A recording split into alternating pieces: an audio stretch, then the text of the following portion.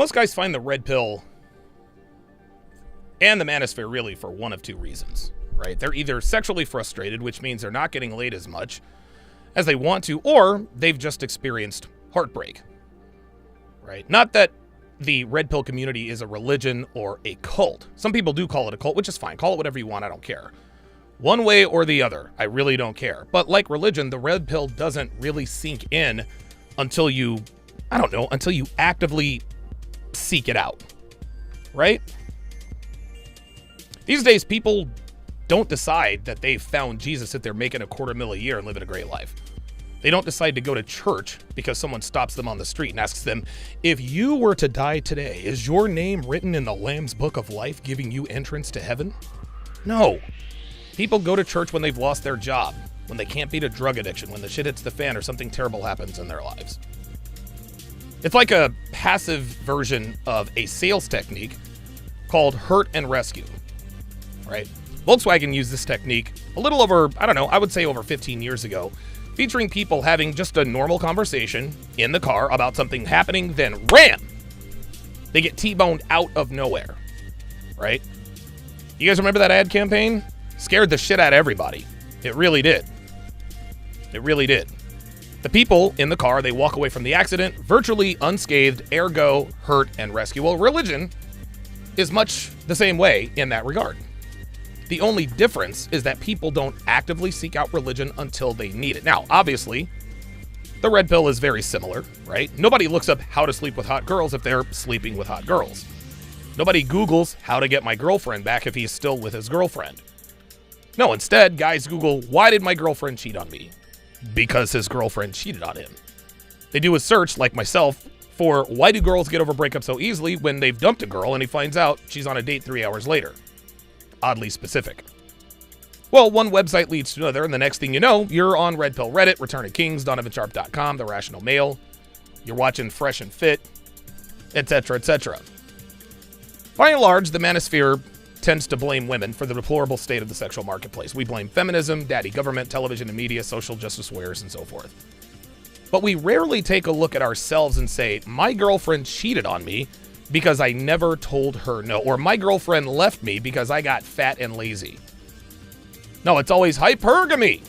All women are like that. Bitches ain't shit. Feminism sucks. Now, while all these things may be true on some level, we need to understand that as men, we are the leaders of our relationships. We are responsible for our women. If your woman is out of pocket, that is on you. No, you cannot control a woman's every single solitary move. They're human. They're not robots.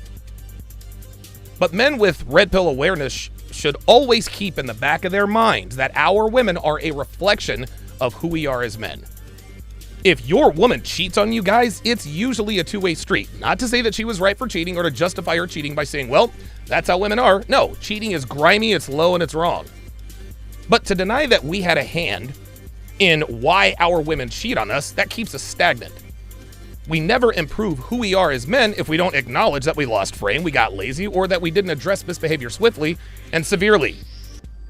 Now, all of that said, today I'm going to talk about 13 uncommon ways men fuck up their relationships with women.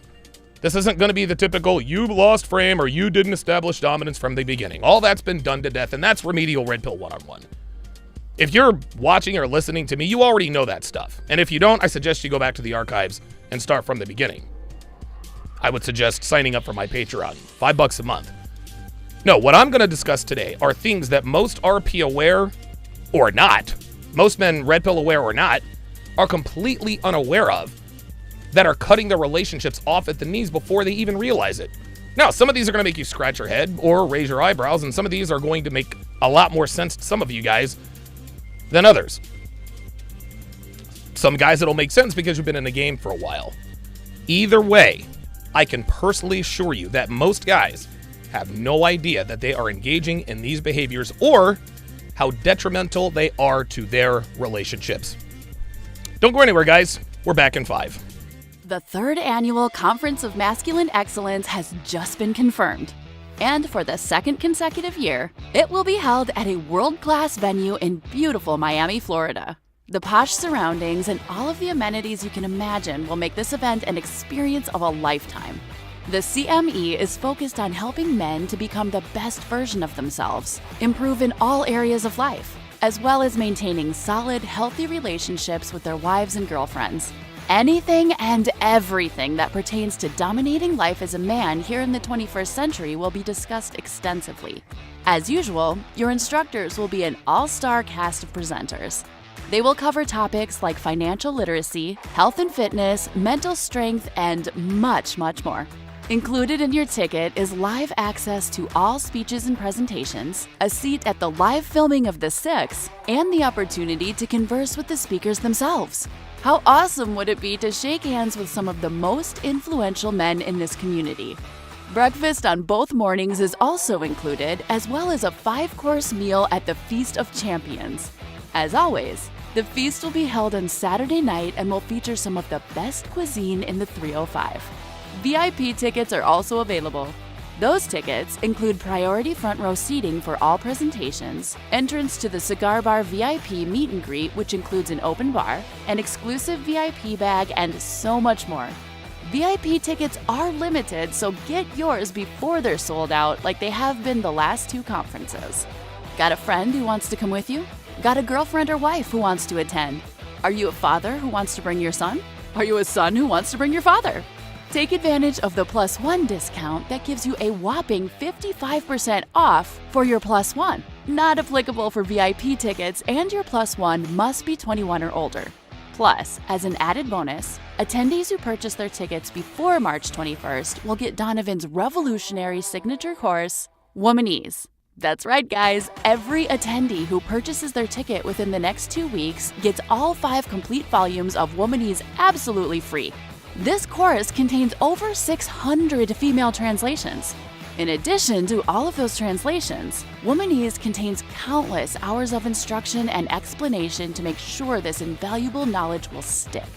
This treasure trove of information and wisdom is a $700 value, but you will get it absolutely free if you purchase your ticket before March 21st. The 3rd Annual Conference of Masculine Excellence is now the undisputed official live event of the Manosphere. As always, the CME will be free of the backstabbing, infighting, and toxic leadership that has plagued other events. Donovan takes this event and the safety of his instructors and attendees very seriously. He simply will not embarrass himself or his community by engaging in the kind of behaviors that have made that other convention all but irrelevant. So if you've ever been on the fence about attending a men's conference, now is the time. If you allow yourself to be in the presence of true greatness and masculinity, you will come out the other side a better man with knowledge you will carry with you for the rest of your life. You owe it to yourself to take advantage of this incredible opportunity to increase your value and change your life forever. So join us in Miami, Florida, to join a tight-knit community of like-minded men who are focused on self-improvement and having great relationships with their women. Space is limited, so go to masculineexcellence.com to get your tickets now.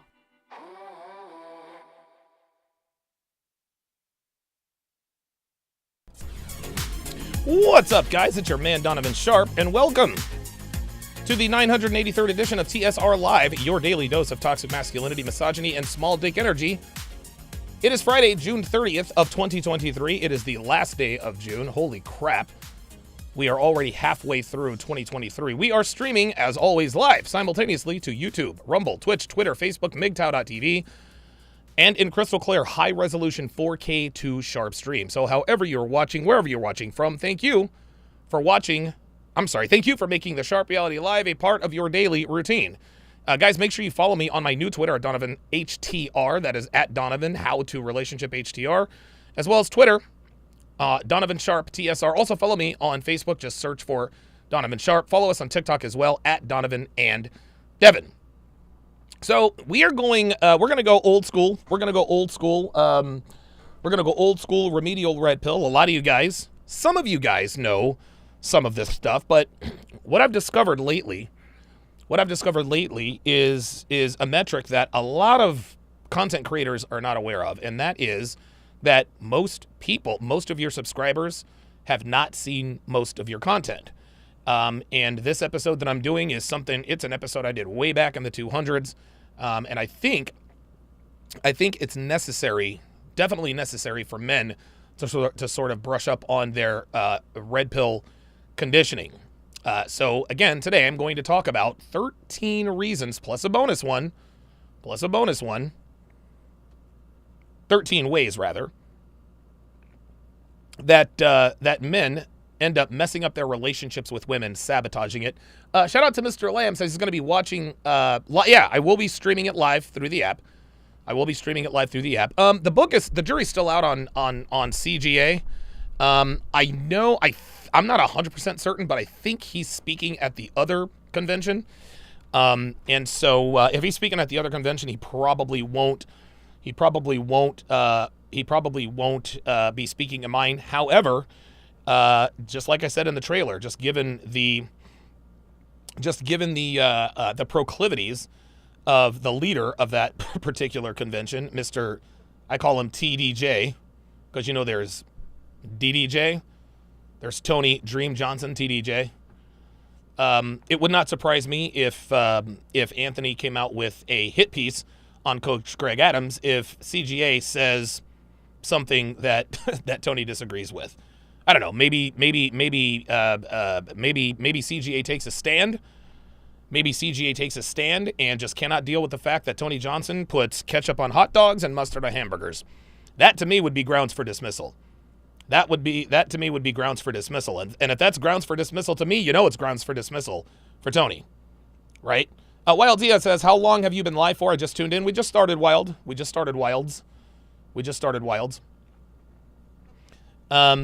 King Life says, Tony must have some real dirt on CGA. I don't know. Maybe he does. Maybe he doesn't. Listen, I respect Coach Greg Adams. We talk just about every week, mainly about how shitty the Raiders are and how great the Eagles are. One of my best friends in North Carolina, his name was Seth. We had a bet one time. The Eagles were playing the Raiders a rematch of the Super Bowl back in 1980. We said whichever team loses, their dog has to wear the other team's collar for the rest of the football season. Well, the Raiders beat the Eagles, and my dog, my Labrador Retriever, rest in peace to Hudson, had to wear a Raiders collar for like 2 months. It was terrible. Thank God there was no social media back then. But yeah, look, man, I'm open to having CGA at the CME. Like I said, it's almost 4 months off. A lot can happen between now and then. I do know that the CME is on the same weekend as the 21 convention. I also know that the 21 convention is like triple, almost quadruple the price of the CME. This is not a money-making venture for me, at least not yet. And it's funny, Devin asks me all the time, Donovan, why are we doing the CME? And I mean, dude, she does all the books. She's like, dude, like this is not financially smart. I do it because I like to, man. I like shaking hands with the guys. I like meeting people. I like taking pictures. I like bringing people together, man. I like bringing people together. Last year, CME launched a lot of careers, man. And I'll tell you what. Because of the CME, the Savo brothers managed to find a couple of sponsors for their movie project. They've gotten plenty of opportunities. Charlie and Miguel are now here in America, in Las Vegas. They're doing well. Just Pearly things. Pearl was at last year's CME. Nobody knew who she was. I paid for her ticket. I flew her out. I put her up in the hotel just so that she could get around certain people. And now look where she's at. So I don't know. Something, like I said, I've been successful. I've made my money.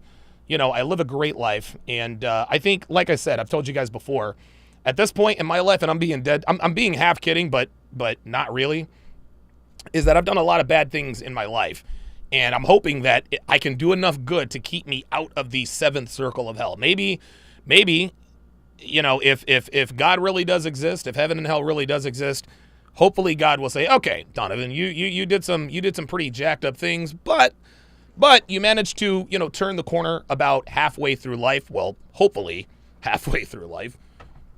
Hell, if that's the case, then I don't have too many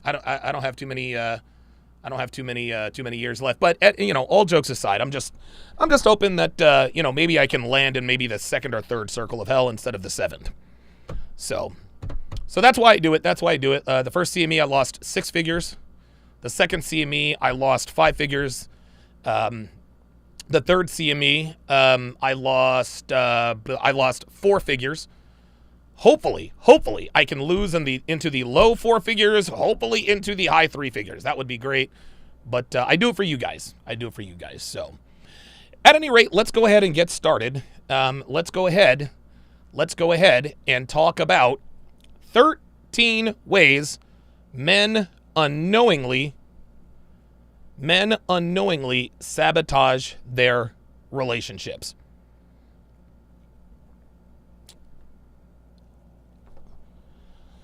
Number 1, you never deny her sexually. Guys, denying a woman sex is extremely powerful. And the reason why it's powerful is because they assume that dick is a foregone conclusion. They assume that the dick is a foregone conclusion. They know that you will absolutely, hold on, where's my butt? They know that you will absolutely, if you want to, if they want to. But when you tell her I'm not in the mood, she goes absolutely mental. When she does, don't say anything, guys. Don't explain anything. Just say, look, I'm not in the mood. Don't make excuses. Don't make promises. Don't say things like, well, we'll smash later or I'll smash you tomorrow. No. If she gets mad, let her throw a fit. If she shit tests you, are you cheating? Agree and amplify. Oh, totally. She'll go even crazier. Are you not attracted to me anymore? Just tell her, if I weren't, I wouldn't be with you. I just don't want to smash tonight. You're playing some sort of games. Yeah, that's it. I'm playing mind games, and say that sarcastically. Or she can say, you're playing some sort of games, kind of smirk at her and say, is it working? Gentlemen, women today are never, ever denied sex. Ever. She'll wonder what's wrong with her. Now, keep in mind, don't deny her too many times. Or she'll think that you are cheating or that you're not attracted to her. Just do it every so often. I don't know, maybe once every 3 weeks, once a month.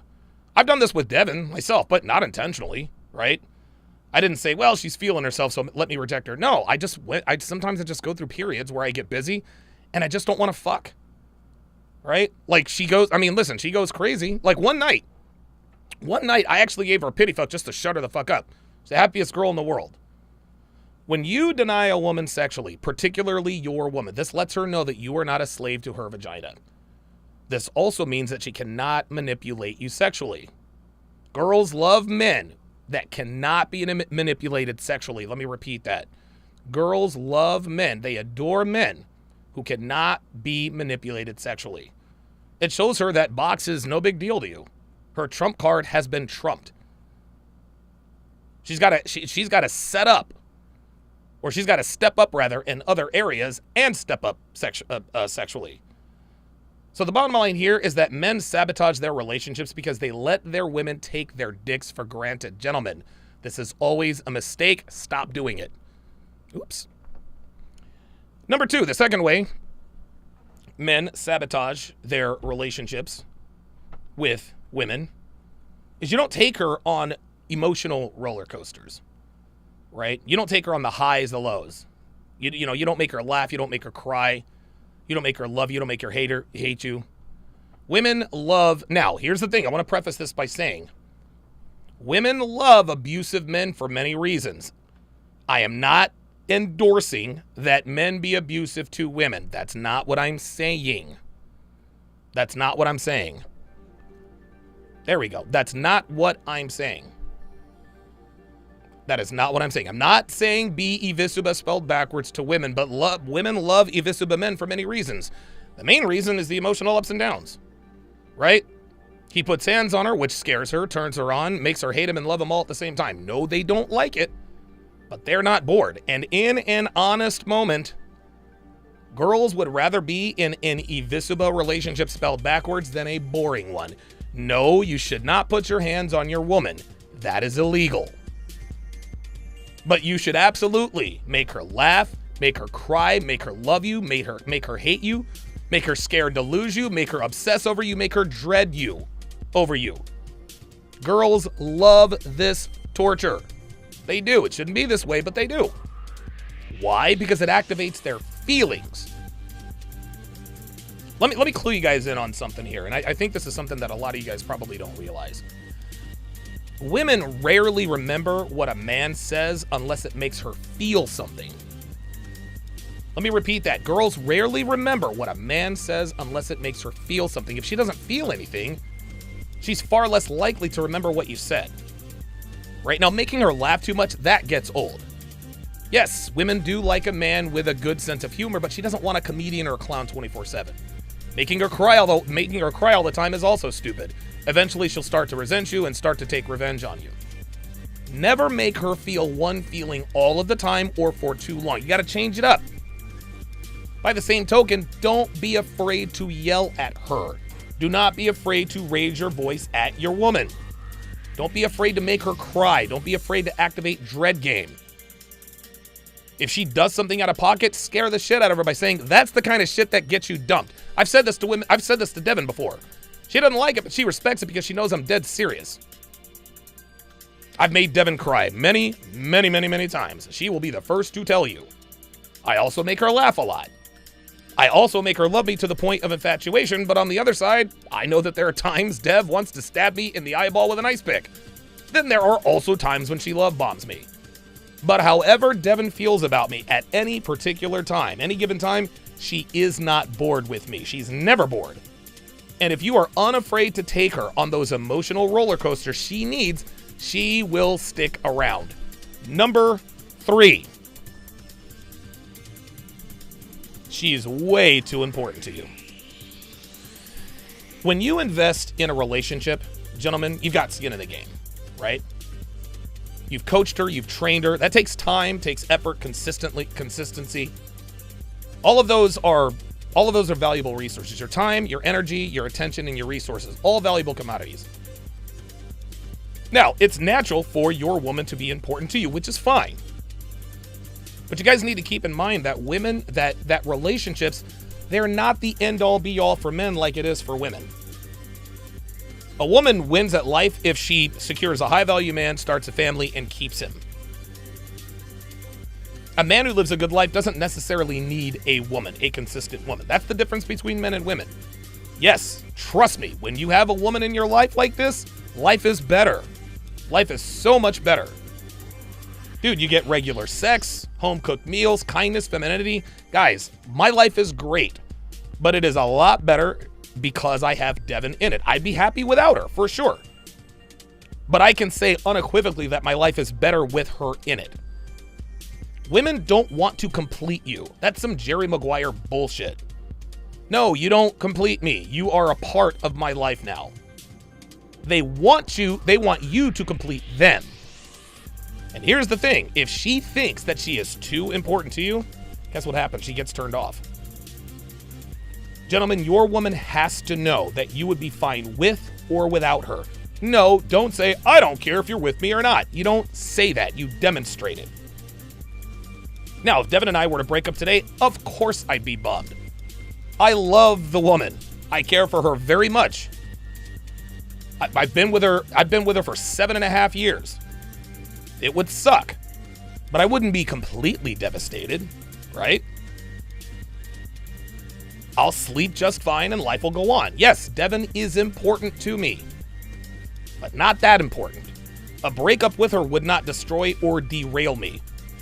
I'd take a few days to relocate or get her shit out of here, whatever we decide to do, and I'd be right back on the air. And she knows this. Your woman needs to know the same thing. And you do this with your actions and not your words. Number 4. You're trying to be relatable, and too agreeable. Guys, it's a natural instinct to want to keep the peace. It is. But doing this with your woman all the time makes you look very, very weak. Trying to be too agreeable means you're afraid to ruffle her feathers. You're afraid to piss her off. You're afraid she's going to put you in the doghouse.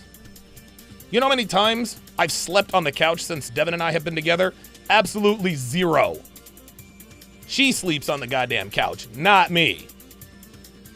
Disagree with your woman if you disagree with her. If you don't want to do something, then don't do it. If she gets irritated or pissed off, good. Because if it pisses her off consciously, it arouses her subconsciously. Guys, this is why girls love assholes. Does this make sense to you? Assholes are not afraid to piss women off, and girls love men who are not afraid to piss them off. And you don't have to be relatable. Having things in common is overrated. Devin and I, we have almost nothing in common. Almost nothing. I'm loud, she's quiet. I'm an extrovert, she's an introvert. I'm aggressive, she's passive. I'm disciplined, she's not. I love the heat, she hates hot weather. I'm a morning person, she's not. We like different kinds of movies. We like different kinds of food. And guess what? That is part of what makes us work. I don't want to date myself and she doesn't want to date herself. Yes, we do have a few similarities, but not that many. We are literally night and day, both figuratively and literally. It's yin and yang with us. We are complete opposites in every way. That's not to say that you should look for your complete opposite. But trying to be relatable with your woman or acting like you have things in common with her that you don't is stupid. Do not be afraid to be disagreeable. Embrace your differences. All right, let me read some of these chats. Because you guys are actually making some pretty good points here. And again, after the show, directly following the show, I'll be doing a breakdown. I'll be continuing my breakdown of the Big D, Season 1, Episode 3.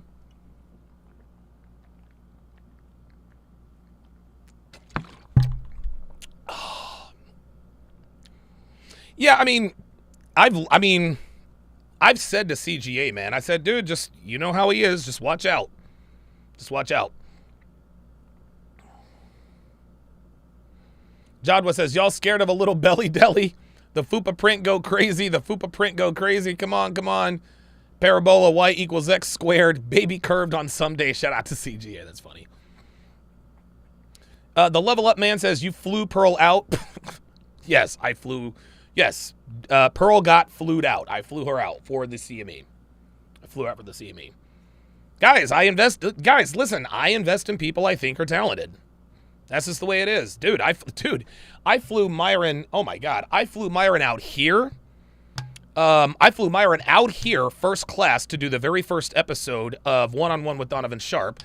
Then he and I actually both flew first class from Miami to Las Vegas to shoot the first CME promo. And yeah, you know, it is what it is. It is what it is, man.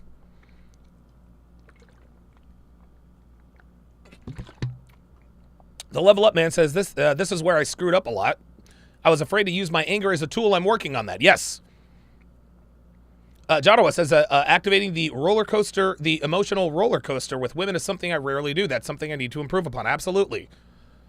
Jaeger Juarez says, true, I told my sister-in-law's best friend she had no personality, and she is still on my case about that, and this was 3 years ago. There you go. You tell a bitch you ain't got no personality. She'll be hurt and bothered by it. She will never forget what you said. WTC Vidman's been around lately. Says, would you say what happened with that woman you liked more than any other who cheated on you before you got RP'd helped you not make any woman too important to you from that point on? That was the start of it. That was the start of it.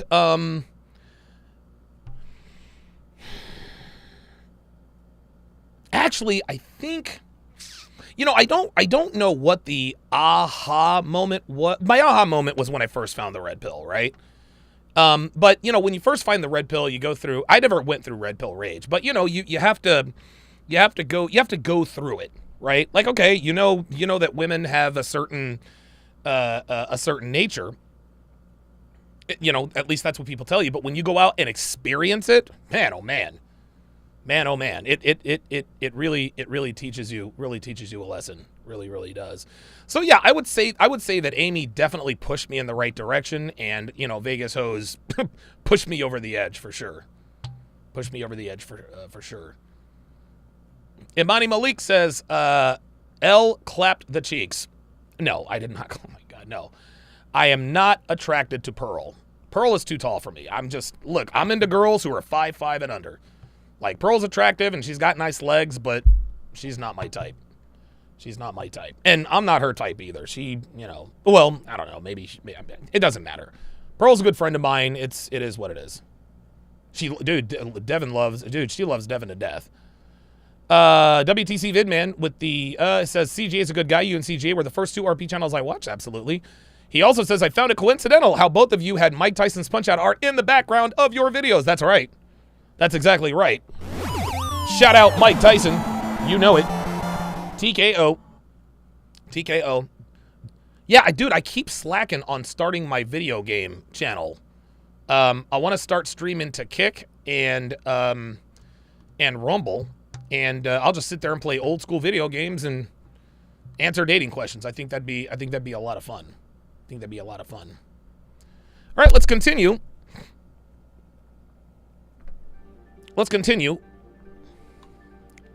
with the number 5 way. Oops. That men sabotage their relationships with women. Number 5, you reassure her way too much. We've all seen the magazines and the blogs say, you don't reassure her enough. Really? How's that working out? Gentlemen, telling your woman you're not going anywhere is bad. Really bad. And I've talked about comfort testing in the past. Gentlemen, don't ever assure her. Or I'm sorry, don't ever reassure her. Simply let her know she's on the right track and that she's not messing up. If she says to you, I just feel like you've got one foot out the door, your response, well, make sure I don't. If she asks you, where do you see us in a year? Respond, I don't know. I don't think that far ahead. Anything could happen. Then some women might just be direct. I just need to know you're not going anywhere. Your response, you know damn well I am not going to promise that. Gentlemen, giving your woman too much reassurance makes her complacent. She gets fat, she gets bitchy, she closes her legs. Next thing you know, she's cheating. Why? She took you for granted. People don't value what they know is going to be there. If your woman knows you're not a guarantee, she will value you more. It's a simple concept of supply and demand. Number 6, you don't have any goals.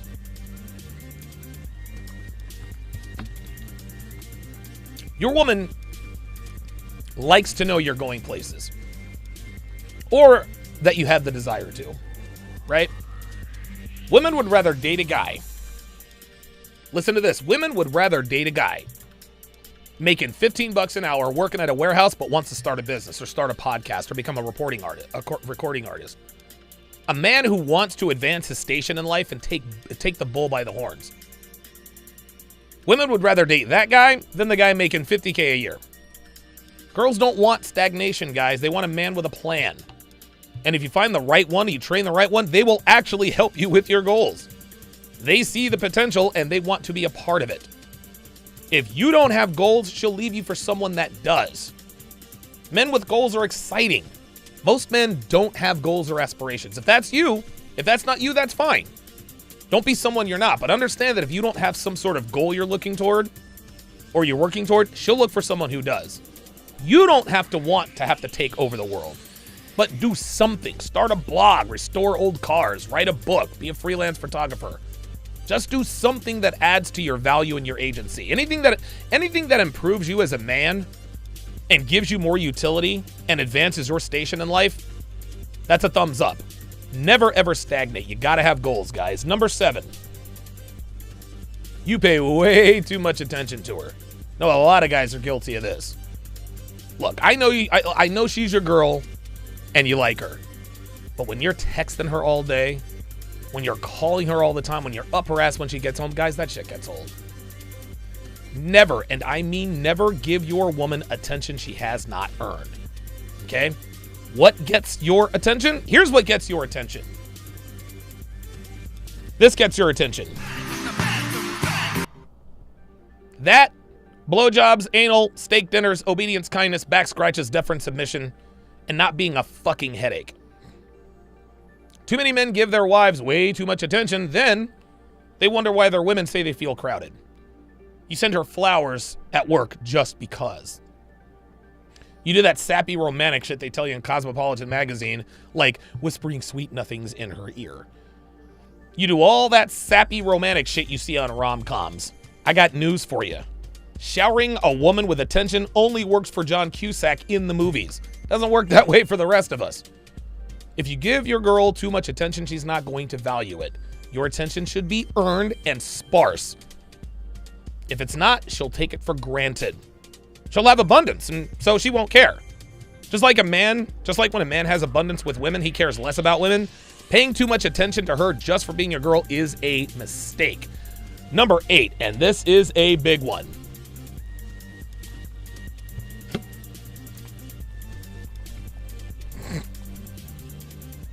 You're too reactive and not proactive enough. Now, sometimes you do have to react to certain situations with your girl. If she gets out of pocket, put her back in pocket. I'll give you a quick story. Devin and I were on our trip. We were on our trip to Hawaii, right? Way back in October of 2016. That's coming up on 7 years ago. And we're on the bus headed to the mountain to Mount Mauna Kea. We're going to take this 8-hour tour, go up and see the stars and the planets and all that. And our bus driver, tall, good-looking guy, outdoorsman, he says, "Who here is having a great time in Hawaii?" Devin says, "Woo!" I looked her right in the eye next to me. I said, "You're going to cut that shit out right now." She said, "Yes, sir," didn't utter another word. That was attention whoring she was doing. She did it again on the trip. I had to check her on that as well.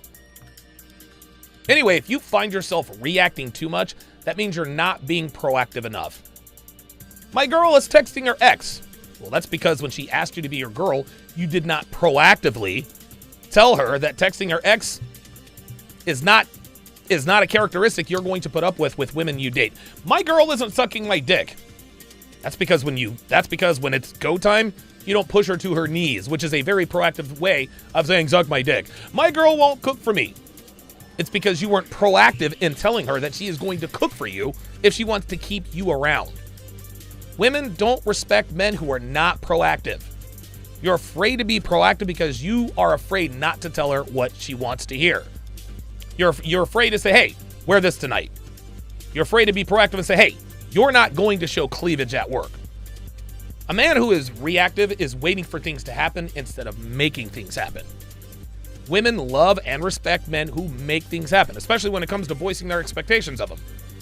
Guys, I'm here to tell you, women want boundaries. They want expectations. They don't want a man they can walk all over. They want a man who is unafraid to be proactive. Sometimes in life, you have to be reactive. That's life.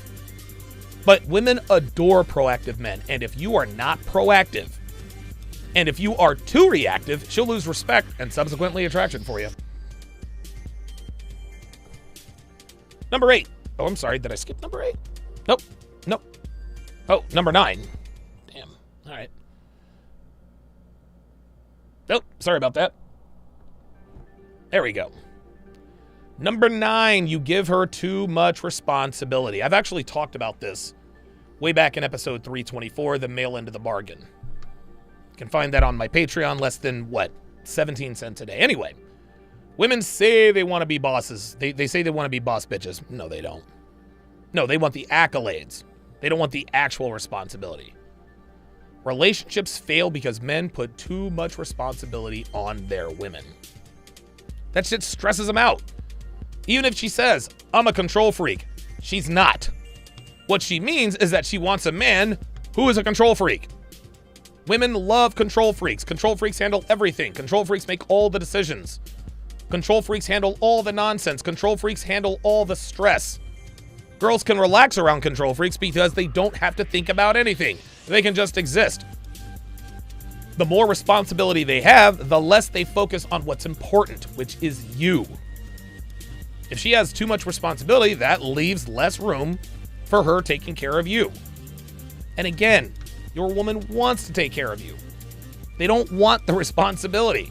They don't want to make the decisions. They want to provide input, but they don't want to make the final call. If shit goes wrong, it's on them. They can't do that. No, put that on you. That relaxes her. Do not give your woman too much responsibility. And you know something that's interesting. This is one that I've been guilty of in the past. It's one that I've been guilty of in the past, to be honest with you. But if you don't give her too much responsibility, gentlemen, she will love you for it. Number 10.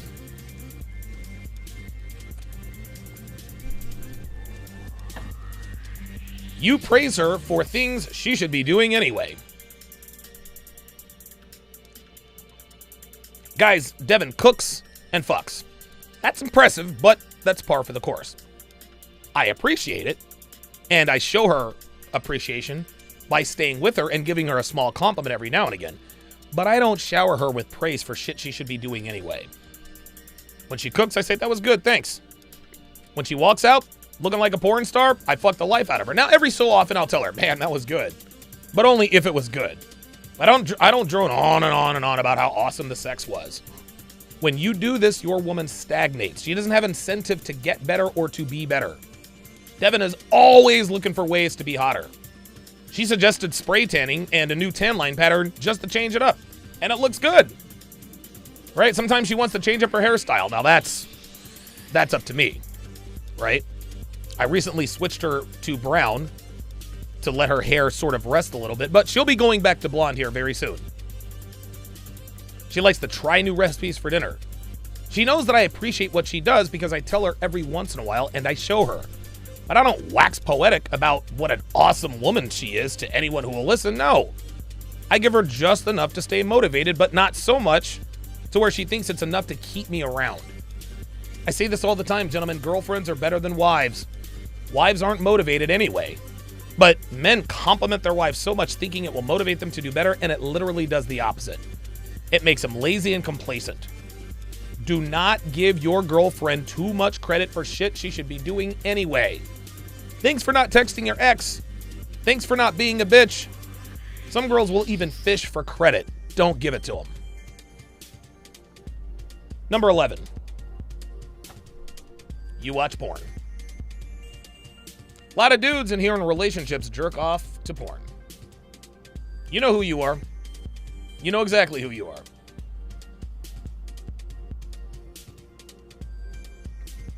Pardon me. And if that's what you want to do, that's fine. That's fine. But understand that there are consequences. You have less energy, less testosterone, no motivation. And most of all, really, no motivation to fuck your girl.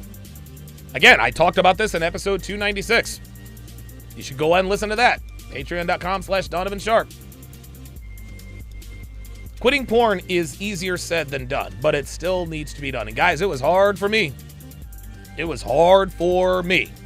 Now, there are a couple of solutions to quitting pornography. You can edge, which I'm told can actually add size, right? You can edge, which means stroking, stroking the sausage to porn, but not allowing yourself to ejaculate. You do that for like a good solid 30 minutes, you will lose the desire to have sex. Now, if you edge and don't ejaculate, eventually you're going to get blue balls. Well, if you want to eliminate blue balls, cut back on caffeine. Cut back on caffeine. Here's another solution. Turn her into your personal porn star. Okay, you like what porn stars look like. You like what they look like. That's why you jerk off to porn. If you like the porn stars wearing high heels, tell your girl wear heels. If you like tan lines like I do, get your girl to get tan lines. If you like the schoolgirl look, and I'm not really into the schoolgirl look, but if you are, make your girl wear her hair in pigtails, problem glasses, a plaid skirt, and knee socks. Guys, don't watch porn, be in the porn. Turn your girl into a porn star. That's what I've done. I got Devin a boob job, a personal trainer, and put her on testosterone and HGH. She looks better now at 46 than she ever did at 26. Real shit. Guys, girls love being objectified no matter what they say. They love it. They love it.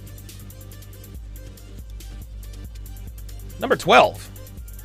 This is a big one. You are slow to or you do not correct bad behavior. I remember one morning, years and years ago, Devin woke up with an attitude. I didn't let her leave the house. I did not let her leave the house. I said, what the fuck is your problem? She said, well, I'm PMSing and I'm tired. Now, on first dates, On first dates, I'm quick to tell girls to put away their phone. Right? If they don't, check please and get the fuck up out of it. I've done this many times. That sets the tone for the interaction. The Hawaii example I gave earlier, I didn't wait until we got halfway up the mountain and be like, hey, what happened? No, I let her know right then and there. Now, I don't get it right every time. Sometimes it can be a bit of a delayed reaction depending on the situation. I am human. But women are like dogs, gentlemen. If you don't correct bad behavior swiftly, they won't know why they're being punished. And before you know it, they're pissing, shitting, eating your shoes, and destroying your house. Too many men are too slow to or not correcting bad behavior. They want to wait for the right time. Girls love to get out of pocket in public or around people because they think you won't do anything in front of people. I do. I don't give a fuck where we are. I will pull her ass to the side and be like, cut that shit out. Do I make myself clear? Some girls like to test you late in the day when you're tired. Some girls like to test you when you're busy or distracted. Guys, rise above all that shit. Let her know that you will check her ass any day, any night, any time, in public or in private. Correct her in front of people if you have to. Correct her in front of people. If she's out of pocket in front of people, the first thing you do, take her to the side, tell her to cut that shit out, and go back. If she continues, that's when you check her. I'm sorry, did you forget what we just discussed? Do it right in front of her. Men are afraid, and women knows this, and that's what kills attraction because she doesn't respect you. Number 13, and the last one here, is you expect too much of her. You guys have to know your girl's limitations, but by the same token, you do have to push her. Now, a lot of men are what I like to call meathead red pill guy, right? My girl's gotta suck my dick, cook my meals, and stand poker. She's fucking gone. Okay, that's all well and good, but is she capable of doing these things? Is she willing to do these things? Too many people out here are trying to fit a square peg into a round hole. Yes, you should train your woman, but most women just don't have it in them, y'all. And that's your fault. You didn't vet her properly. You can't expect the girl to cook for you if she has no interest or doesn't know how. You can't expect the girl to stay thin if she's lazy and doesn't watch what she eats. Once a girl reaches 25, 26, she is who she is. Some habits cannot be trained out no matter who you are or what you say or do. You have to recognize when to walk away and cut your losses. Too many guys out here thinking they're super red pill guy and can break every woman, and that's just not the case. Devin's great, but she has her limitations. Yes, she can cook. Yes, she has an unbelievable body. Yes, she does whatever I tell her to do in bed. Yes, she's obedient. Yes, she's pleasant to be around. But she's terrible at laundry. She has an epic rationalization hamster. She can't wake up in the morning to save her life and is a notorious procrastinator about anything outside of what she does for me. I knew these things going in, so I knew what to expect. She has more than enough redeeming qualities to mitigate these idiosyncrasies, but too many dudes out here expect too much from their women. She has limitations, but you still expect her to defy those limitations. She can't. She can't. And bitching to your woman about some shit she can't or won't do gets old, and eventually, she's gonna find someone who does recognize her strengths and weaknesses and demands her best based on what he knows about her. You have to pay attention. All right. Let me read some of these questions here.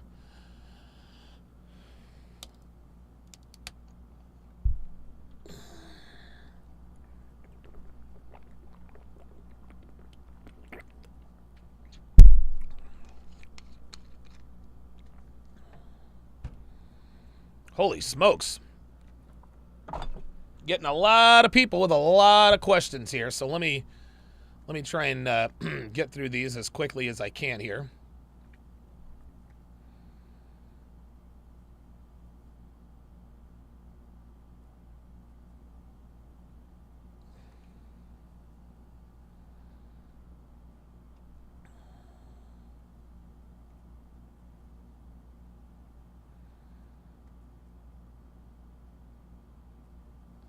Let me see.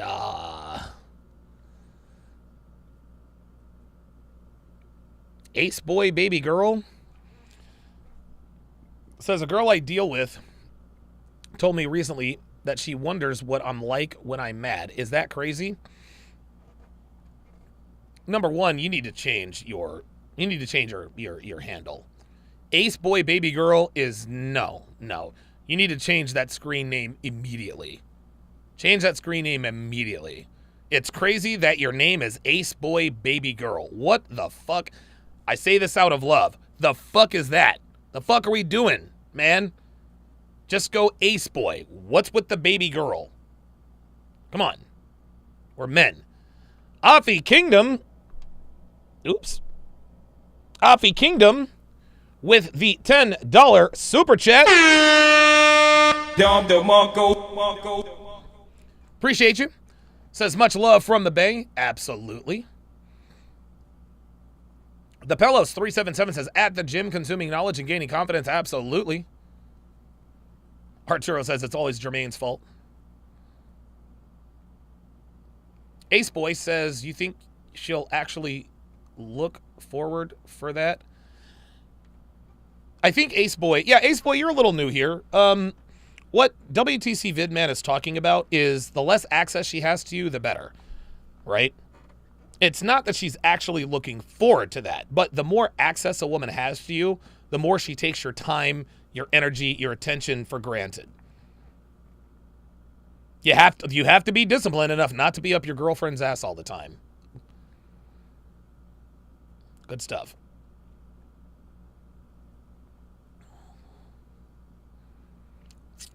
Ace Boy says, I used to watch lots of Korn making progress. Good. Say, so did I, man. Like, dude, I had a porn addiction, but I had to stop. Because anytime, dude, I haven't jerked off since I was 37 years old, man. That's 7 years ago. Well, wait, oh my God, I can't even do math. That's almost 10 years. That's 9 years ago. The reason, I had to stop jerking off because it was like destroying me for the day. Dude, I used to jerk off at night just to go to sleep. Like, it was bad. It was bad.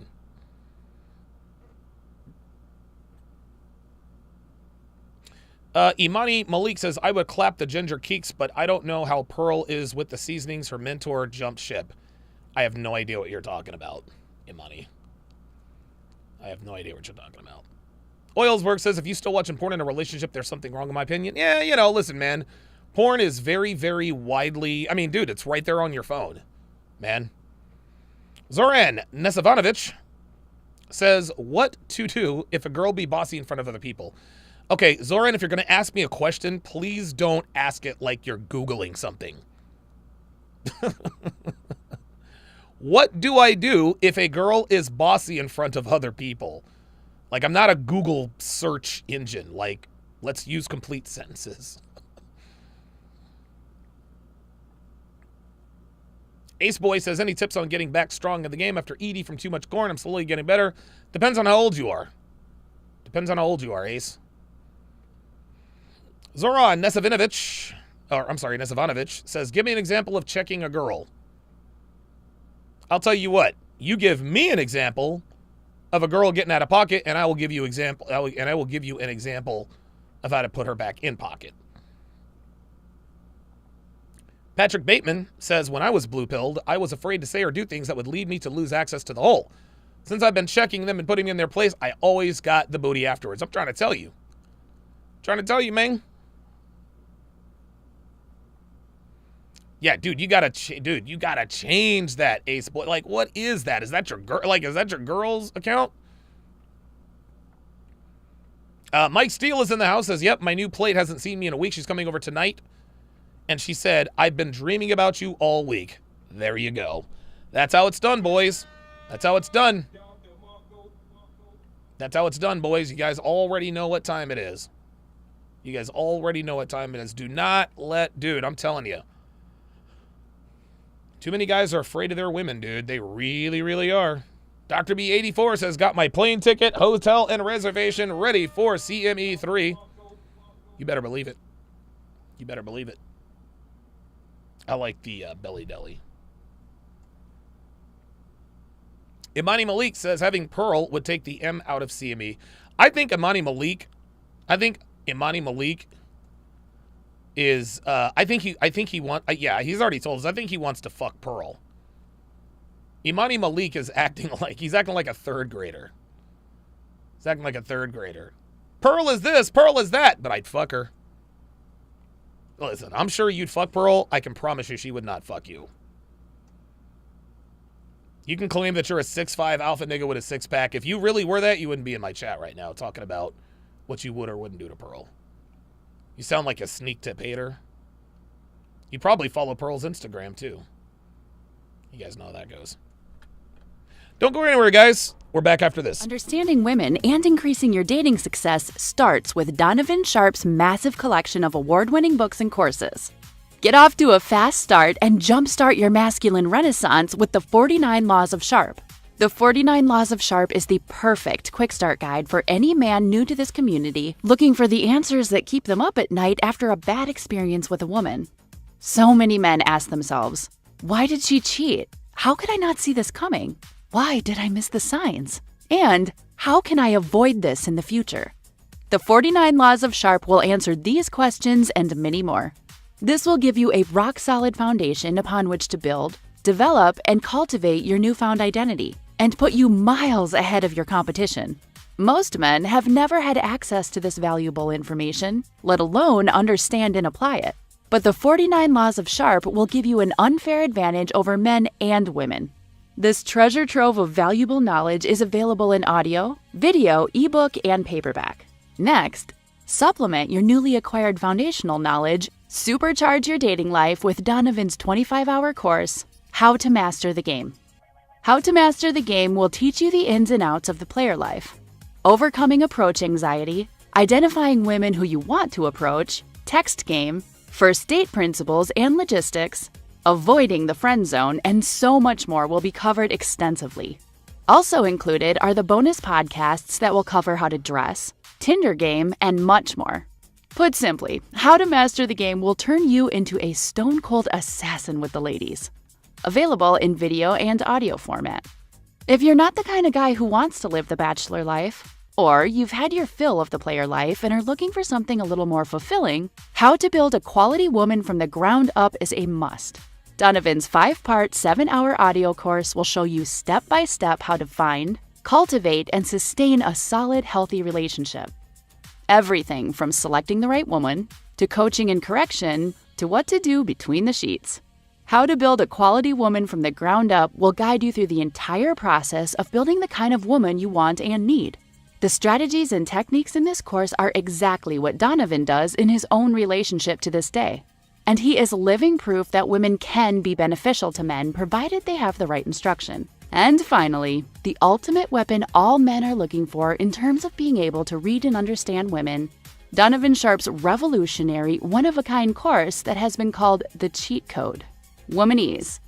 Womanese is the first and only course of its kind that gives men the raw and honest truth about what women really mean when they communicate verbally. Womanese translates female communication with shocking accuracy and has changed the dating lives and relationships of men the world over.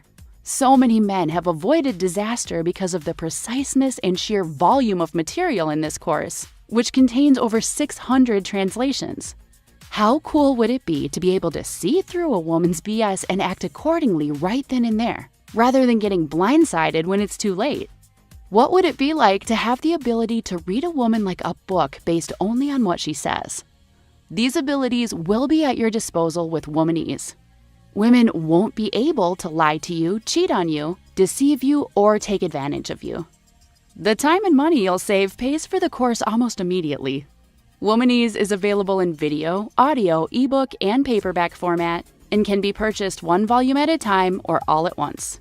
Men in his community often state that the best investment a man can make is in himself. Donovan's extensive educational materials will take your life to the next level. And the only place you can get this life-changing knowledge is tsracademy.com. Link in description. Bodies burning across the fire, the world keeps turning. When I desire, put your hand into mine. I'll take you higher as you rise above Welcome back to the 983rd edition of TSR Live. Thank you for staying with us. We are 17 short episodes away from number 1,000. It is very, very difficult. It is very, very difficult for me to even fathom having done 1,000 episodes. 1,000 episodes, and this isn't counting the Sharpe shorts or other. Oh my God, it's incredible. And by the way, all but I can't remember how many. Most of them have been live. Most of them have been live. I think if I'm not mistaken, the first time I did a live stream, I think was maybe episode 21. So I will have done almost all 1,000. Almost all 1,000 episodes have been live. It's just incredible. And you know, the interesting thing is the reason I did every episode live is because I didn't have any video editing experience. I had none. I was just me. It's just me and the camera. Just me and the camera. I started TSR on Devin's old, her old iMac, and I have since upgraded many times. So that'll be a special day. Episode 1,000 should be a lot of fun. Should be a lot of fun. Quick announcement here, guys. Quick announcement here, guys. Oops, that's not what I wanted to do. Well, hang on a second. Hang on, guys. I'm still here. There was supposed to be a graphic there, but I think I'm going to be able to salvage it. Let me give me a second. Give me a second. There we go. All right. Well, this is piss poor, but hey, you know what? It's better than nothing. Right now, all CME tickets are buy one, get one free. They are all buy one, get one free. If you buy one ticket, you get another one absolutely free. You get to bring a +1. This is with standard tickets or VIP tickets. We have 2 VIP tickets left. We have 15 standard tickets left. 2 VIPs and 15 standard tickets left. So be sure to jump on that. If you want to come and you want to bring a friend, this would definitely be the time to do it. As you guys can see there in the the middle left of your screen, all tickets are BOGO, buy one, get one free. Okay, so Zoran gave me a little bit of, and guys, listen, if you have any questions about relationships, Fridays are typically when I do them. Every once in a while, I'll open up the phone lines, but today, if you have any questions or concerns about your girl, you can put it in the chat. By the way, this is now this isn't gonna happen. This will probably happen within the next 2 months, but I am working on a brand new course. I'm actually working on a couple of courses. One such course is Womanese Relationships. Womanese Relationships. That's right, gentlemen. I am going to come out with another. It's going to be separate from the Womanese series because that's all pickup and all that good stuff. But it's going to be Womanese Relationships. Relationship Womanese. When your girlfriend or wife or significant other says X, Y, and Z, she means ABC, and here's how to respond. So not only am I going to give you guys the information in terms of what she says versus what she means, okay? Yes, G Complex says, does the +1 already apply to the tickets that have already been purchased? Yes. I'm sorry I forgot to say that. So if you have purchased a standard ticket, you can automatically bring a +1. You can automatically bring a +1. So this is retroactive. So to the 83 people who have already purchased +1 tickets, to the 83 people, 84 people who have bought standard tickets, you're automatically going to be in the +1. We're going to be sending out emails to get the particulars about your +1. Obviously, if you buy a VIP ticket, that automatically comes with a +1, and your +1 for both VIP and standard tickets must be 21 years or older. Got to be 21 and older. So yeah, G Complex, if you've already purchased your ticket, yeah, bring a friend, bring a relative, bring your girl. Devin's going to be having a ladies' lunch for all of the female attendees. So you'll certainly want to be around for that. But yeah, listen, man. I mean, I know I'm not going to make any money. I know I'm going to lose money on the CME. I know, and I know it makes Devin cringe, but I don't know, man. I just love doing events, man. I love doing events. And I know it's not the most financially prudent thing to do. Call it me splurging. But dude, I love people. I love meeting and shaking hands with and dude, like I want to smoke, like seriously, I want to smoke cigars and have cocktails with the guys who have gotten me here, man. That's it. That's really all it comes to. That's really what it comes down to. I'll bring in a few I'll bring in, as many high-level speakers as we can to give you as much value as possible. Network with these guys, If you have a certain skill set that you think could help a content creator that you meet there, dude, trust me, we are all doing very, very well in life. But one thing we don't want to do is everything on our own. We are always looking for guys to help us out with timestamps, shorts, clips. If you have any sort of marketable skill that you could help some of your favorite content creators out with, guess what? You'll have the opportunity to sit down with them, shake hands, make an offer, make a pitch. G Complex 217 says, these events are much appreciated. Brother, be good to see everyone again. Absolutely. Absolutely. I haven't really started advertising, to be honest with you. We've almost sold all of our tickets. But Ken Rose with the $5 super chat. Appreciate that very much. Okay, so Zoran Nesivanovic, hopefully I'm pronouncing that correctly, says, should I leave her? I'm paraphrasing. He says, me. I don't think this girl behaved correctly. She says, she told you she was drunk. Are you deaf? Oh my God. Oh my God. Oh my God. Oh my goodness.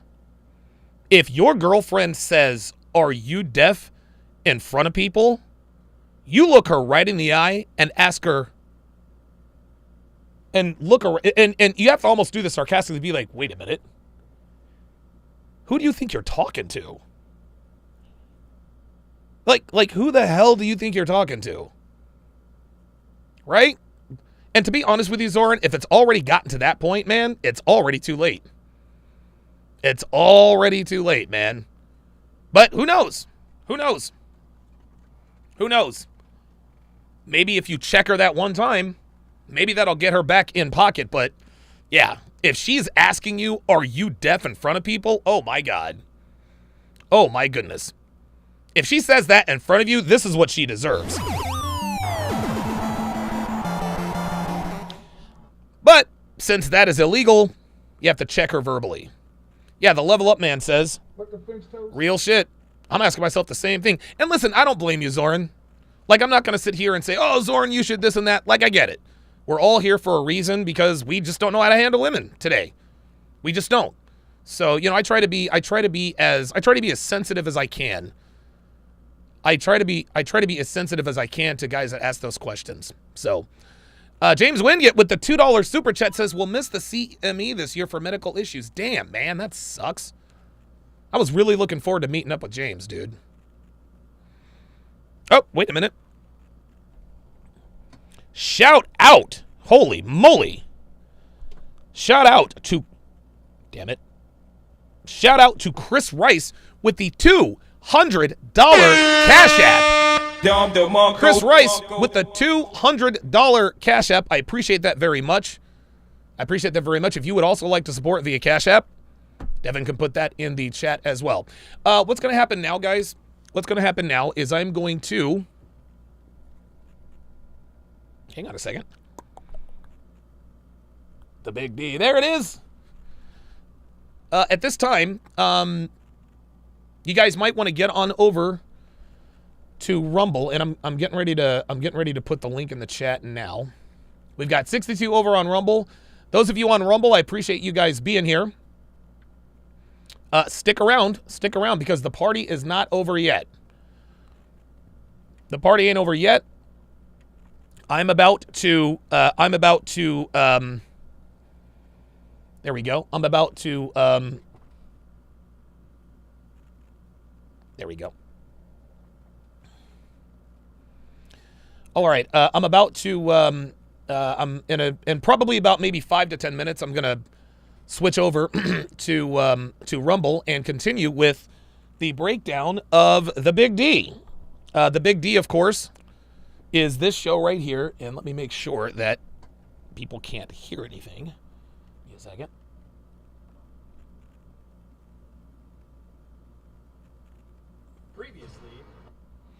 So there's the Big D. There's the Big D. So yeah, guys, again, I have this is the 28th season. The 28th season of dating show breakdowns that I have done. I've got over 40,000 hours of live untapped content. And I am actually, you know what? Let's do this. I know Jay Blaze is in the chat. And he's been texting me about starting the Saturday the Saturday Red Pill Theater again. I'm gonna reprise that tomorrow. Also, here's some other changes, guys. So, Jay Blaze, if you would, I want you to start this conversation, Blaze. Put in the movies, series, documentaries that you would want to see me react to. So, Jay Blaze, if you could give me 3 or 4, I'll have Devin put it on the poll. We will then vote on that, and that is what I will react to tomorrow. So, Jay Blaze, if you are, if you would, because Jay Blaze sends me great ideas all the time. He was the reason why I did the Love Me Tender, Hot Girls Wanted. That was very, very good.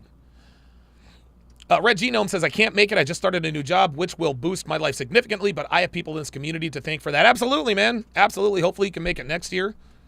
Zoran Nesavanovich says, it's not easy to recognize what to do when it happens, but now it's obvious. Thank you, Donovan. Absolutely. And here's the thing. Yeah, I still do the Sunday Zoom calls, G-Complex. I still do the Sunday Zoom calls. Ooh, the Roadblock says, Crazy Stupid Love by Steve Carell. Oh, haven't I already done that one? No, did I? I might have watched it with Devin, because I recently just saw that movie for the first time.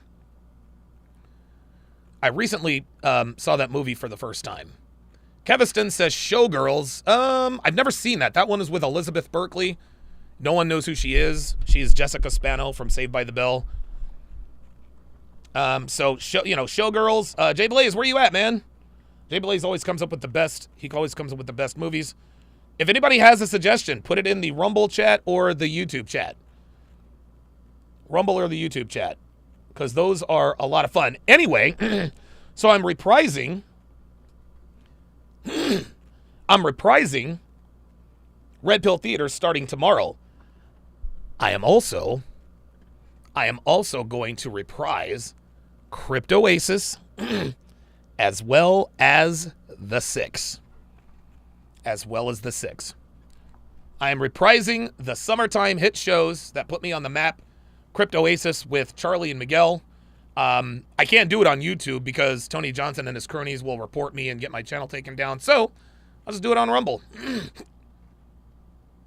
Mike Steele says, Down with Love was hysterical. Oh my God. You guys remember that? Down with Love was really good. Down with Love, I did not expect what happened. Like, that was, dude, that was actually very, very well done. Very well done. Level Up Man says, I was thinking Forgetting Sarah Marshall. That's a good one.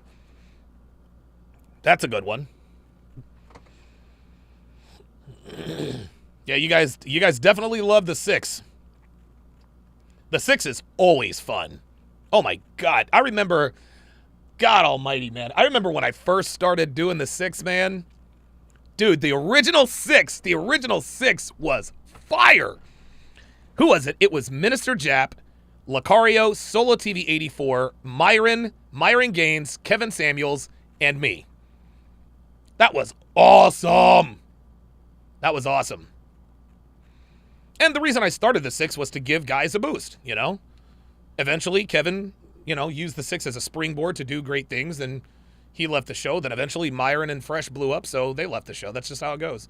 Then, of course, I had that show, Not All Women, which I thought it was pretty good. I liked it.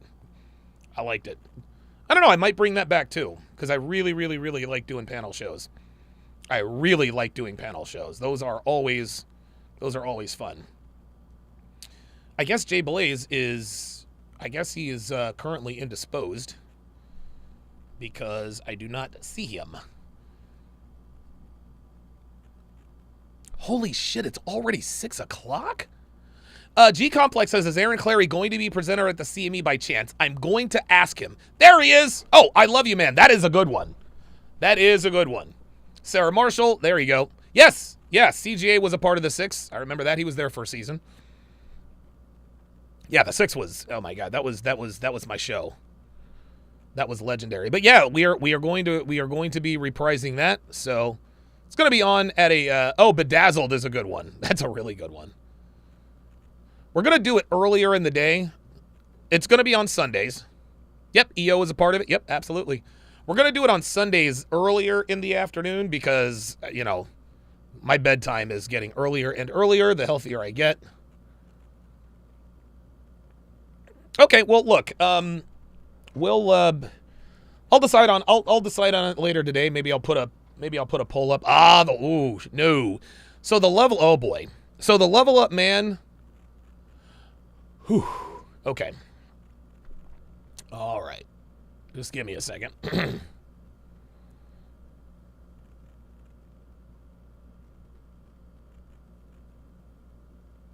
Give me a second.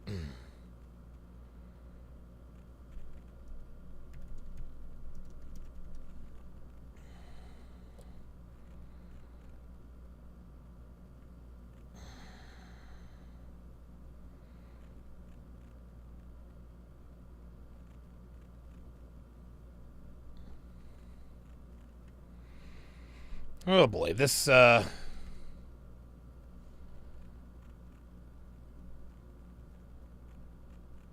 boy. All right, give me a second, guys. Just give me a second.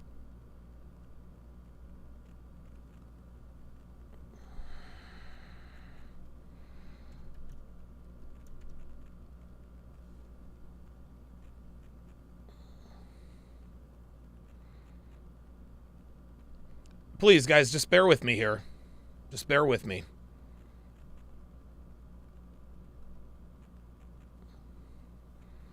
Ace Boy wants to know, do I like Zerka?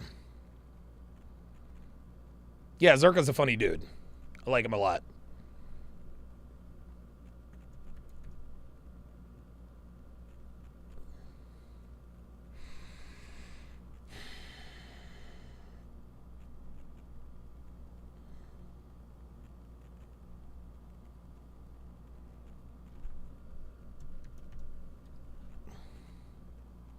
Fastback GT says, you are young compared to Maleficent.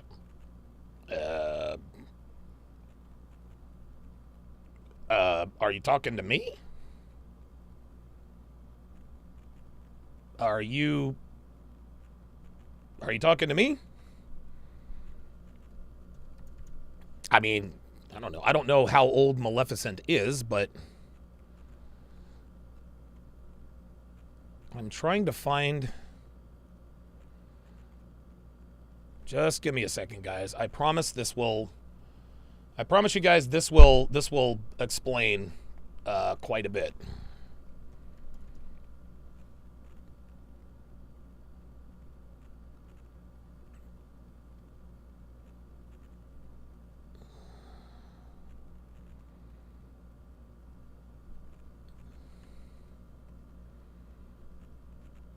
Yeah, Ace Boy, please change your screen name, bro. You gotta change your screen name, bruh. Like, dude, you're killing me. Ace Boy Baby Girl. Oh, my God.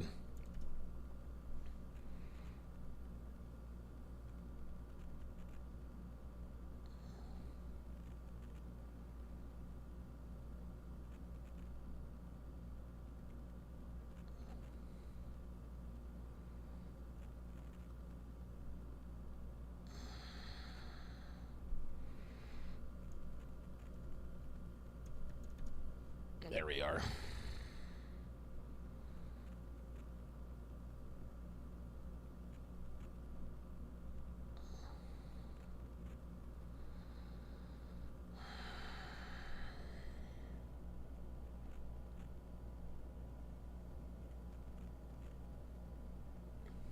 That is really weird. That is really, really weird. Let's try this.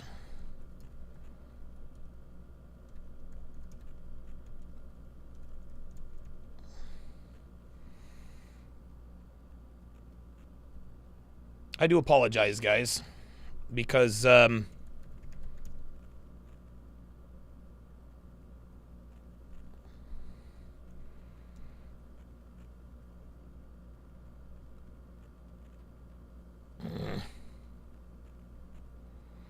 yes.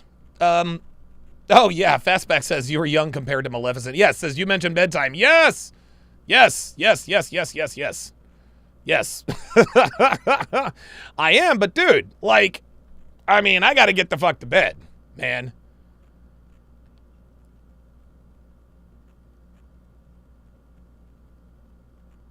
When the fuck was this? Oh, Jesus, that was from another...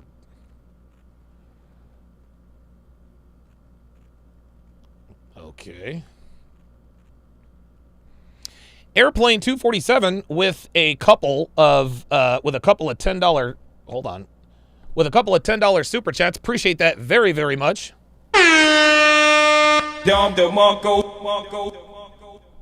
Appreciate that very, very much. Just give me just a minute and everything will be just fine.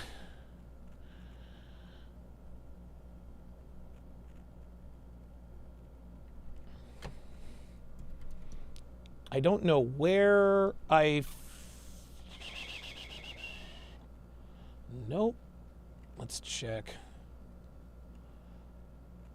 Nope, that's not it. This is incredible. I can't believe I can't find this. Okay, let me check the tray. Yeah, we do it live, guys. We do it live. Damn. Why the fuck can I not find this? This doesn't make any sense. I had this kind of trouble finding finding that $13,000 receipt. No. But I found it, goddammit. I found it. It's like, nope, Jerry, don't believe you. I need to see the receipt. Where the hell is it? This doesn't make any sense. I literally just...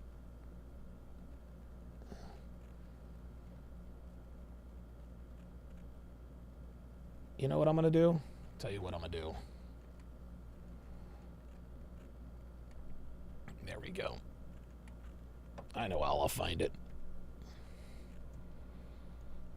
There we are.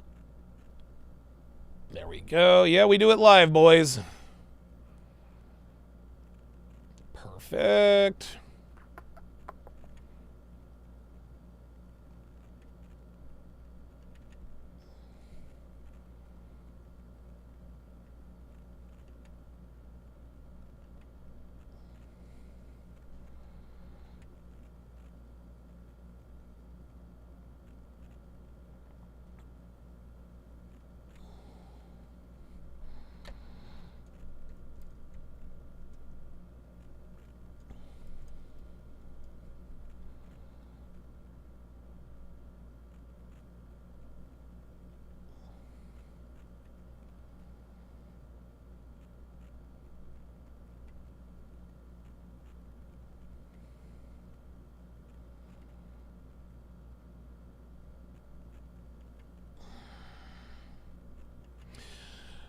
Okay.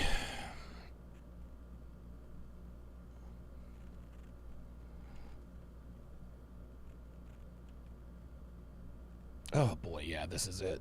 Oh boy. Okay. All right. Ooh, boy, oh boy, oh boy, oh boy. Okay, so story time here with Donovan. A few of you may have heard this.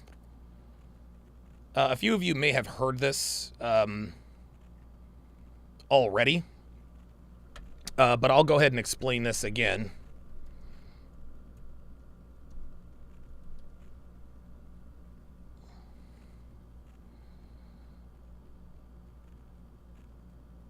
No. There we go.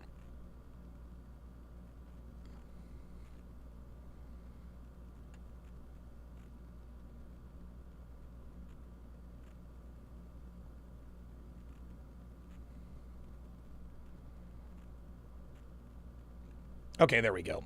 So the reason why, guys, I have more or less stopped this is to explain to you guys what the significance of the wedding ringer was. And so before I do that, one of the cool things I'm going to do is, yes, I'm going to have to give you guys, I'm going to have to play a cartoon video for you guys to sort of explain the backstory, because it would take way too long. It would take way too long to explain it. Yeah. Case Whitney says sex life. Nah, sex life. That's way too obvious. Number one. Number two, sex life is just. It's like I try to point out red pill truth that other people don't see. Everybody saw that. Like Brad was a joke. He was tall, good looking, had an accent, had a 2-foot dick, was friends with Jay-Z, record producing company, blah, blah, blah, blah, blah. Like he was just like, they made him like Brad's character does not exist. Brad's character doesn't exist. Men like Brad don't fuck married women like that. Sorry. Don't care. Do not care. Okay, so without further ado, get the test guide and the Gold Diggers Guide come to the game free this weekend only. Use coupon code GOLD40. Hang on. Hang on. All right, here we go. Oh boy, this is going to be very difficult to. But I'm going to do it for y'all, man. I'm going to do it for y'all. I didn't plan on doing this, but now that you mention it. Whew. All right. And Devin knows this story. She does.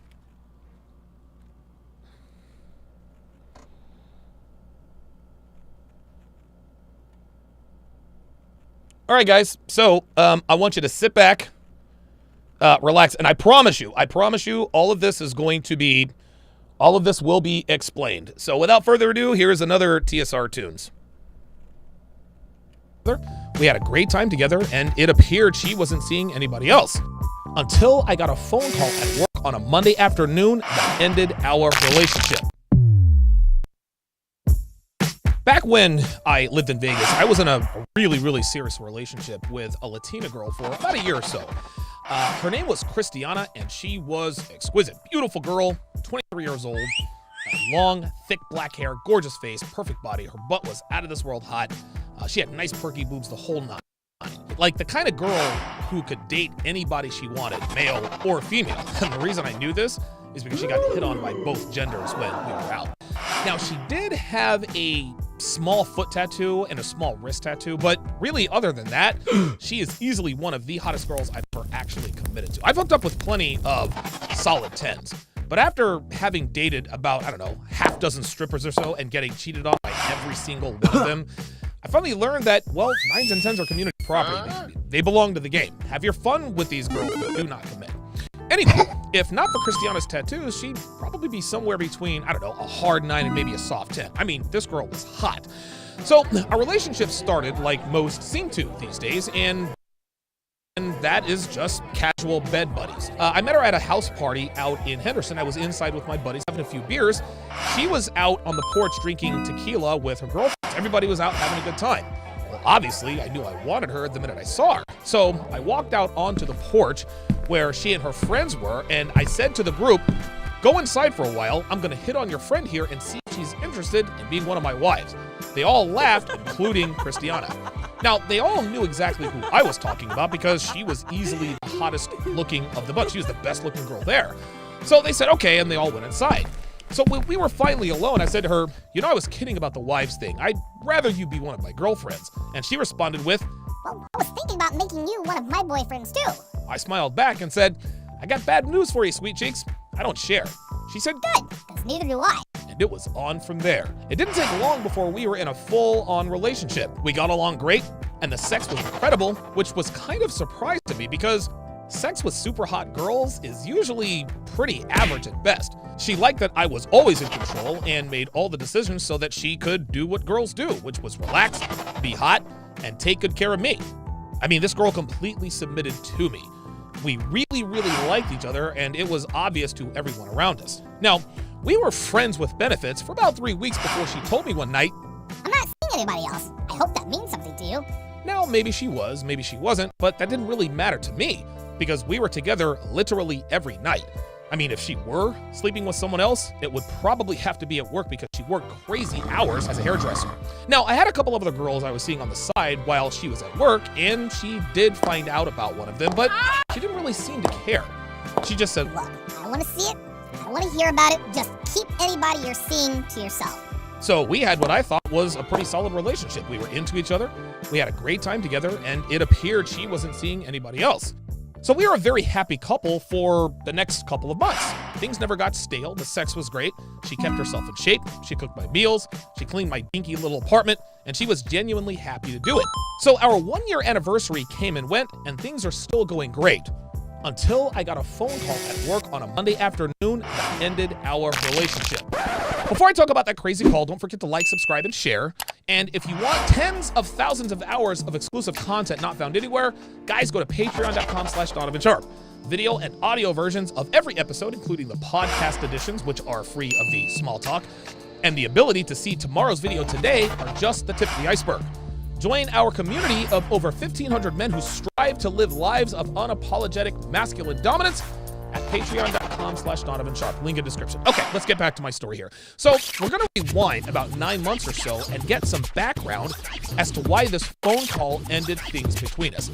Christiana was on the shot for birth control. She was on Depo.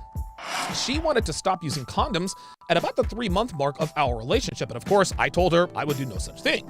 So like most girls, she told me that she was on the pill, and like most men with my level of awareness, I told her I didn't care. I'm still wrapping up. She continued on with the female playbook and said, Don't you trust me? I said, look, sweetie, I don't trust anybody.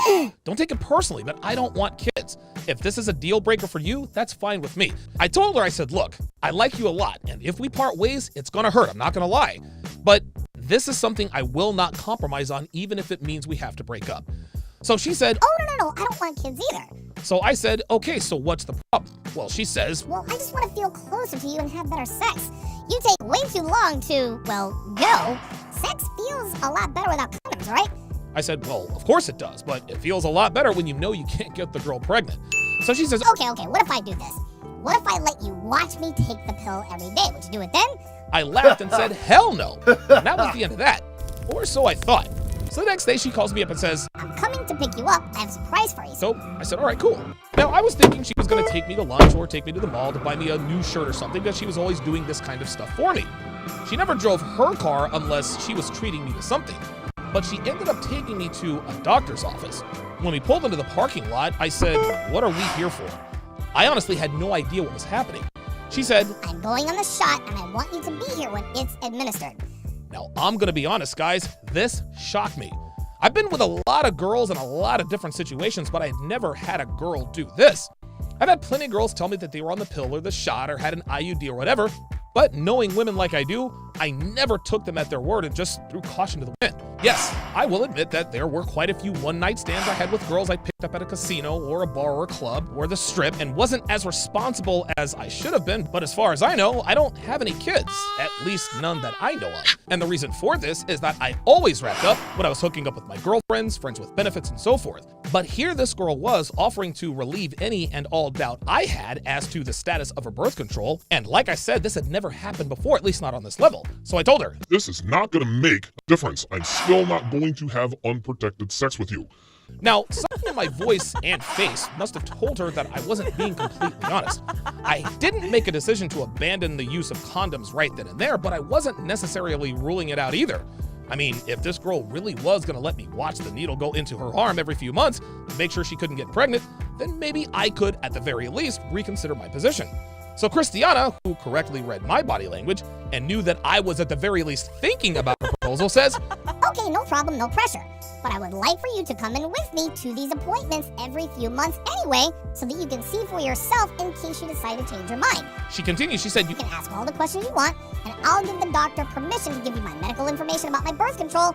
I'll give them your phone number. You'll have complete access. So the doctor gives her depot shot. I see the needle go in and I see the plunger go down. After that, I asked a bunch of questions. How long does the depot shot prevent pregnancy? How long does it take to take effect? And so on and so forth. And 2 weeks after she got the shot, I stopped using condoms. And like clockwork, every 3 months, we went to her doctor's office and Christiana got her shot. We never had any pregnancy scares. Everything was solid. Now, let's fast forward to the Friday before I got the phone call on Monday. Christiana had an appointment to get her depot shot, but I couldn't make it because I had to work. My car was in the shop, but I'd been to her last 3 or 4 appointments and figured, okay, I'll let her go alone and I'll make her show me the paperwork, the receipt, and all the rest of that. So she comes and she picks me up from work that afternoon, and I saw the same medical tape and gauze pad on her arm as they had at the doctor's office. Same size, same color, same everything. As soon as I saw that, that was enough to verify that she had indeed gotten her shot. Now, the reason I didn't ask her to produce any of the paperwork is because I was distracted on account of one of the girls I was sleeping with at work who started to act up. And for the record, guys, do not sleep with your coworkers. I have made this mistake many, many times, and in the end, it's just not worth it. Thankfully, I worked at a call center, so that thing blowing up didn't cost me my job. Anyway, the drama at work caused a lapse in concentration, and because of that, Christiana's tape and gauze pad was all I needed to see. I just wanted to get the hell out of the office and go home and enjoy my weekend. So on Monday afternoon, I get a call from Christiana's doctor's office. I said, hello? And the lady said, Hi, this is Lacey. I'm from Dr. Glom's office. I said, hi, Lacey, this isn't Christiana. This is her boyfriend, Donovan. I think you've got the wrong number. So Lacey says, Yes, I know this is you. I tried calling Miss Cruz, but I couldn't get a hold of her, so I left her a voicemail.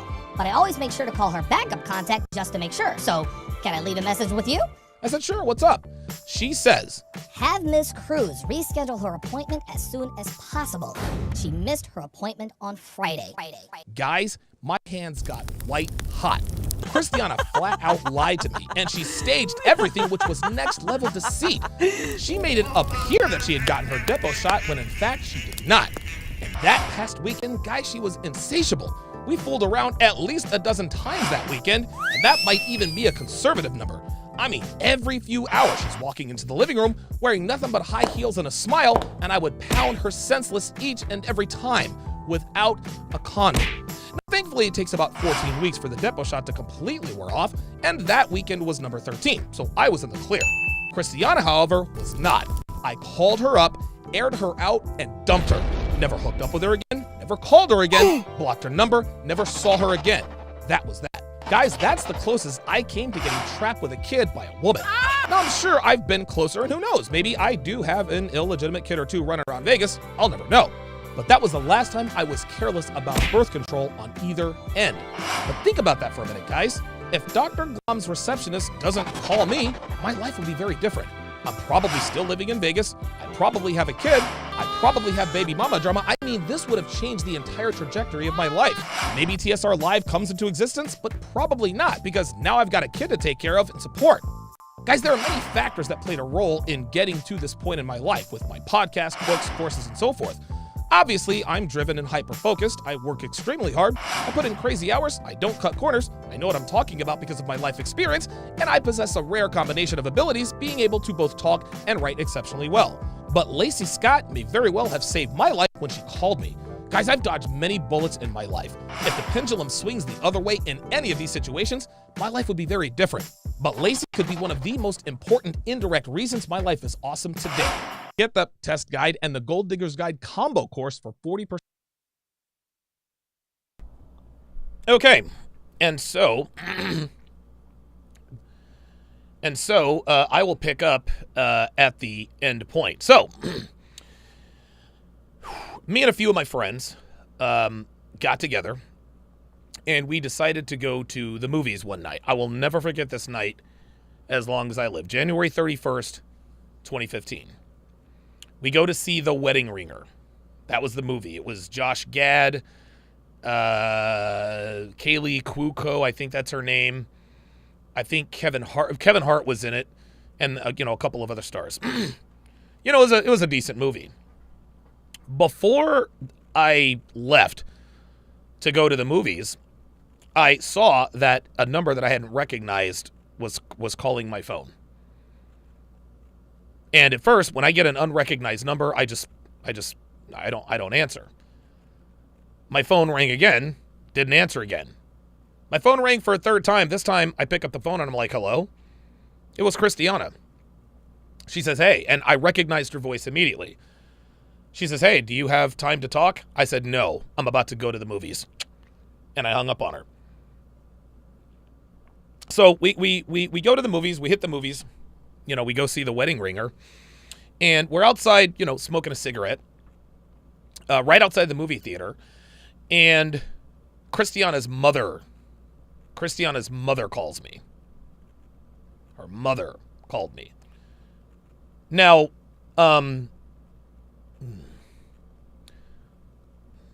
so Christiana's mother called me, and I was always very respectful of her. Always respectful. We had, it was as good a relationship, I suppose, as you could have with your girlfriend's mother, I suppose. But I said, hey, Carmen, what's going on? And she says to me, well, Christiana tried to call you a little earlier. Did she get a hold of you? I said, no. I lied to her. I said, no, she didn't. She says, all right, well, Christiana's in the hospital. And I'm like, okay, what for? Stage 4 pancreatic cancer.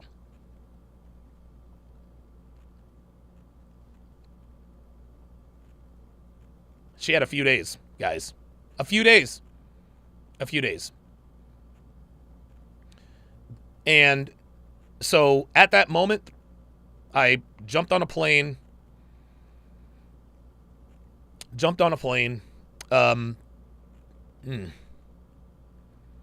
It's a little tough to talk about. Because, it was a while back, but, it's still, anyway. So I jump on a plane, fly to LA. Her entire family, Jesus Christ, her entire family was from East LA. East LA, they were a rough and tumble group of Mexicans. For those of you who are familiar with East LA, it was her family, not her mom or her dad, but her brothers, her cousins. They were all a part of that life. And so I get there, and she looks just fine. She didn't look like she was emaciated or anything. Obviously she hadn't started chemo because it was just inoperable. And so, yeah, Level Up Man says, oh, damn, triggered that story. I recall this story now. No, that's all right, man. That's all right. So what we did is, we convinced the hospital staff to get us a bed that was for bigger obese people so that I could sleep in the bed with her. And so, we're, at this time, like, I don't know what's going through my head, because the last time I talked to this girl was when I aired her out and dumped her. Yet here she is on her deathbed. And so she says, you know what? She says, I have an idea. I said, okay. She says, let's get married. I didn't hesitate. I said, yeah, let's do it. Right? So a few hours later, we actually got married in the hospital chapel. It was very, very, I don't know if you guys have ever been to a hospital chapel. They're always very, very small. There's a pulpit up front. There's 3 or 4 pews on either side. You got the cross and all that stuff. So we had a Catholic ceremony, and neither one of us was dressed up, but her father Petroza was there, and she walked down the aisle, arm in arm. He gave her away. She had her IV bag with her, as she, walked down the aisle, and dude, she was happy as hell. And so we had our ceremony, and we were officially / unofficially husband and wife. We signed the marriage certificate, but I don't remember ever turning it in. I actually remember seeing it, after everything happened. And so we get married. She's the happiest person in the world. She makes the hospital staff change everything to Christiana Vera Hopkins, like everything, like her bag, her IV bags, all of her, like she made them do this. I went to the gift store and bought her a cheap little ring, I guess. And so we're married. So, we're laying in bed, talking about the good times. And I did not want to go to sleep because I didn't want to wake up and for her to be gone. And so, dude, I stayed up. Oh my God. I was going to Starbucks like every other hour, going to Starbucks. And, during that time, I apologized to her for, all the pain that I'd caused. And, and she forgave me. She said she forgave me. But I was like, at that point, I really was sorry. Like, I was really, really sorry. I was like, look, I'm so sorry, man. Like, I'm sorry I cheated on you. I mean, that's just what I really was sorry at that point in time. I never was sorry. I never had any guilty feelings about it, but I did then. And I was the first person that, So anyway, we're drinking Starbucks, or I'm drinking. Well, I think she had a couple of drinks or whatever, and so finally, I said, you know what, let me lay my head down, for an hour or so. I don't know, it was like 2:00 in the afternoon, whatever the case may be, and I laid my head down. I was probably asleep for a couple hours, and I was waking up by her mother, and when I opened my eyes, Carmen and Petroza, her main doctor, her oncologist, and her bed nurse was there, and just the looks on their faces, I knew that she was gone. I knew that she was gone, and that was tough. To have, because, dude, Christiana, she treated me great. She did. She treated me great. She was nice. She was fit, feminine, friendly, faithful. I assume she was literally everything I wanted and needed her to be. Like, I don't think I fell in love with her, but I felt very strongly for her. And so,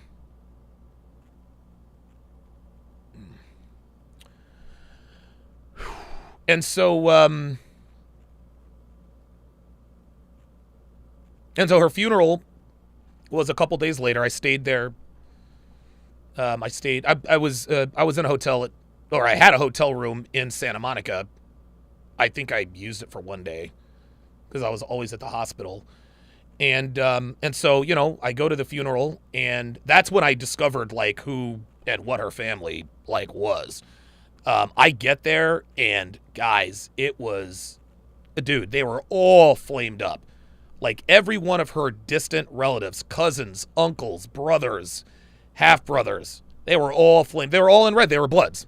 And I'm talking like these are fucking G's. I'm talking teardrop tattoos, face tattoos. Dude, they're so many tattoos they look like a dollar bill. But they were all cool with me. They all knew who I was. And several of them was like, hey, man, they dapped me up. They're like, hey, thanks for what you did for our little cousin. Thanks for what you did for my little sister, man. She talked about you all the time. She never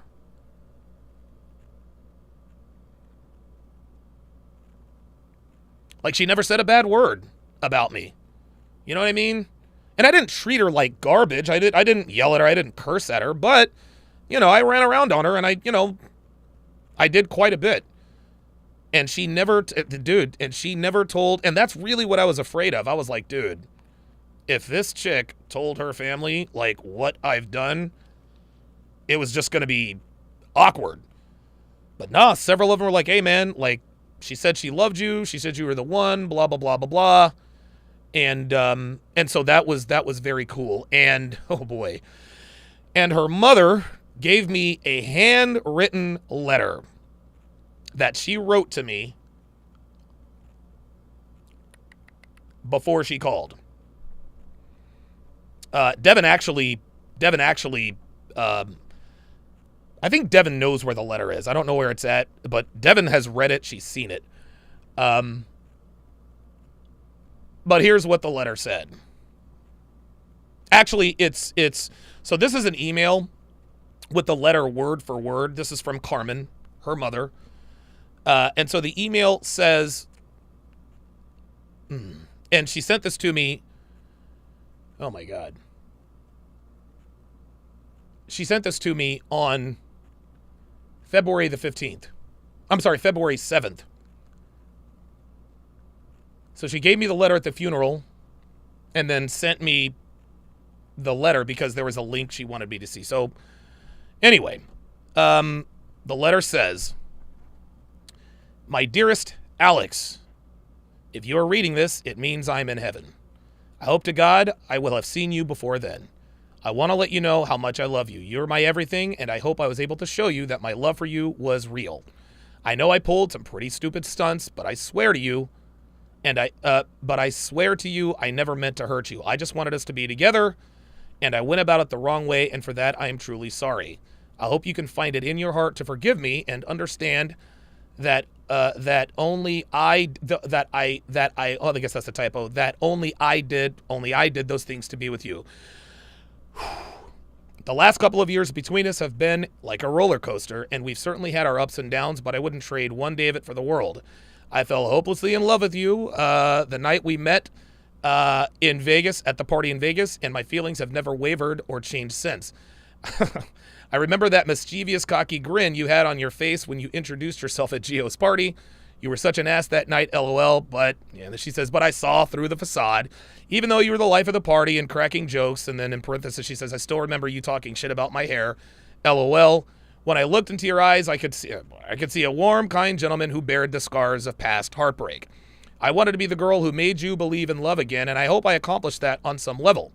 My friends told me I was crazy for loving you. They called me young and dumb, but I knew better. I knew that I had found the man I wanted to spend the rest of my life with. You are the one, Alex, and I know and feel it in my heart. I forgive you 1,000. Boy, this was before she called me. She says, I forgive you 1,000% for everything, so please don't beat yourself up or feel guilty. I'm a big girl, and I knew what I was doing, and I don't regret taking you back ever.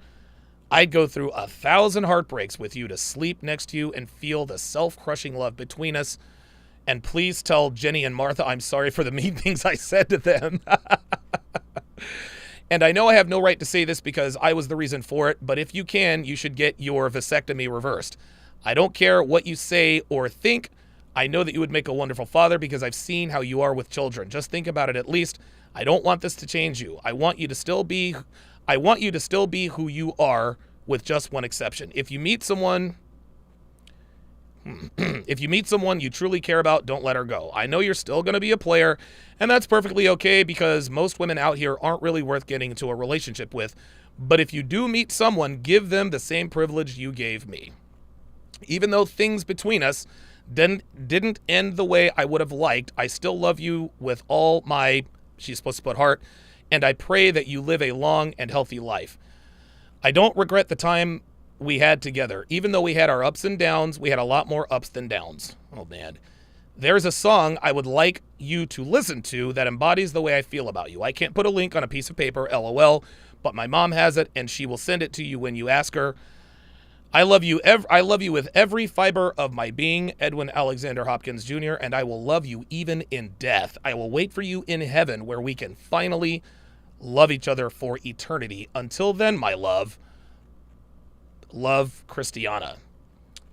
She said that is everything she... So then her mother put, that is everything she writes... Her mother spoke good English, but she didn't write it so great.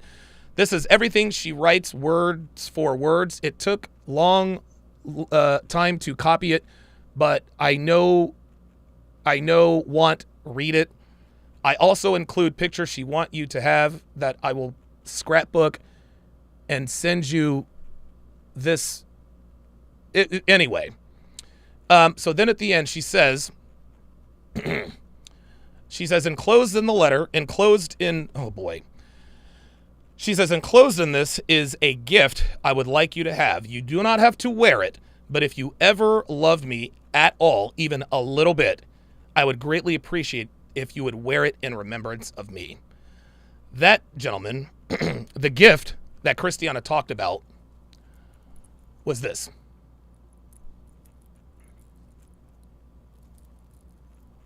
My handcuff My handcuff necklace. Now, I've replaced the chain. I've replaced the chain with something that's a little more sturdy, but the handcuff necklace that I've been wearing all these years are from her. And so, yeah, that's the origin story of the handcuff necklace. A lot of people have asked me over the years, why do you wear that handcuff necklace? Where'd you get it from? And I've always avoided it. But I figured, anytime I hear or think about the movie The Wedding Ringer, so that's what happened. That's what happened, guys. I went on a pretty wicked bender after that, if you can imagine. Like, dude, oh my God, I was drinking literally it was bad, man. It was bad. I was hurt. I was depressed. I felt guilty. Like, there's this all sorts of things going on, man. It really, really was. I was getting into more fights. Then, of course, November of that same year, that's when I broke the guy's face over pizza. My attorney probably had naked pictures of the judge, and that's the reason I'm probably free today. Who knows? I don't know. Dude, to this day, I don't know how Paul got me out of that. I really don't. But that's what happened, guys. That's what happened. And the funny thing is, man, is the weird thing about that story. The weird thing about that whole situation is that I think to myself, would I have loved her if she had never gotten sick or passed? And the answer was no. The answer is no. Like, if she had never gotten, pancreatic cancer, I would have never seen her again, Yeah, and again, Christiana was fucking gorgeous. She was fucking beautiful. Oh my God, she was exquisite, man. She really was. She had a sweet disposition, obviously she spoke fluent Spanish, and so when we used to go places, she used to translate and all that for me. I'd be like, tell them da-da-da-da-da, and she would just do it. She was a good girl. She really was. I was just not ready to settle down at that point. I really wasn't. This is 9 years ago, man. I wasn't ready. Like, I had just acquired my black belt in women. I still wanted to go and enter into tournaments and all that, but that's what happened. That is the origin story of the handcuff necklace, and it's why I wear it to this day, man. I think the reason I wear it is because it's a reminder of me that, yeah, I am human, right? Like, I am human. Like, okay, I'm Captain Red Pill and this and that and the other, but guys, like, I'm not a robot. I'm not a machine. Like, I have emotions. I was sad. I was hurt. I felt guilty. A lot of guys in this community like to pretend that they're just these ironclad, unbreakable. No, man. No, of course not. Dude, Andrew Tate, Justin Waller, Myron Gaines, dude, they got hopes and fears just like all the rest of us. Man, they've got their painful origin stories just like the rest of us. Andrew Tate's not unbreakable. Right? Justin Waller's not unbreakable. Myron, he's not unbreakable. None of those guys are. None of those guys are. I remember when Myron on the Saucecast live show talked about how his grandmother died. He went out on the balcony, he shed some tears, and that was that. Like, that's how this goes. But yeah, I try to share these stories with you guys just so that you guys can get sort of a glimpse into who I am as a person. To be honest with you, at this point, my life is literally an open book. You guys know just about everything about me. You guys know about my criminal record and this and that and the third. And all of my information I've been doxxed by everybody, But even though somebody doxes you and tries to lie about you, they still don't know you, And I'm not going to sit here and try and virtue signal and say, well, I'm a good guy because I did X, Y, and Z. Nah, that's not what it was, man. That's not what it was. The reason I married her is because it was the right thing to do. It was the right thing to do. The girl obviously loved me. And I mean, don't get me wrong, man. Like what she tried to do when she tried to baby trap me, that was some fucked up shit. That was some fucked up shit because had she succeeded, that whole situation would have been fucked up. I can't even like if she baby traps me and then dies, now I'm a single. Oh my God. So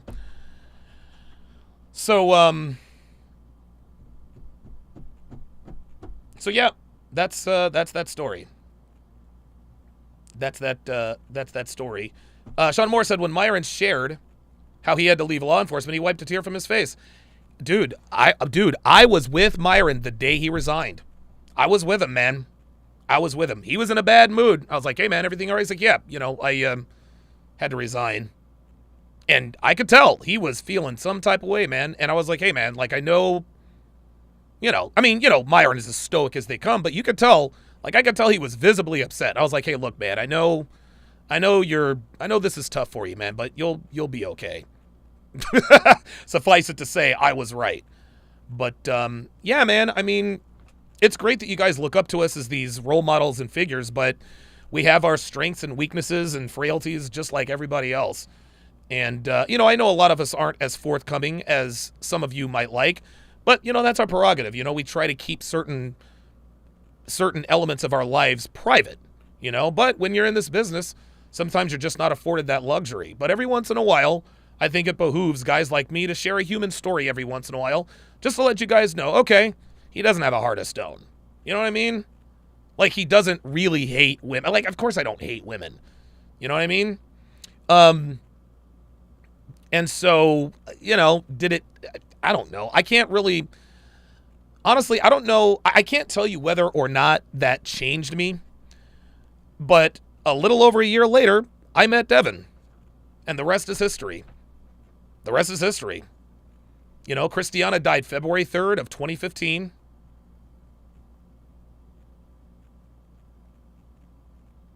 That was just a bad deal, man. It was a bad deal, but a lot had happened. So Christiana passed in February. I go on this ridiculous bender. I'm getting into fights, cops being called, and finally on November 15th of 2015, that's the last time I have hit someone, the last time I've been arrested, and the last time, thankfully, I was ever in a holding cell or jail. So, who knows? Who knows? Maybe those events sort of helped me out.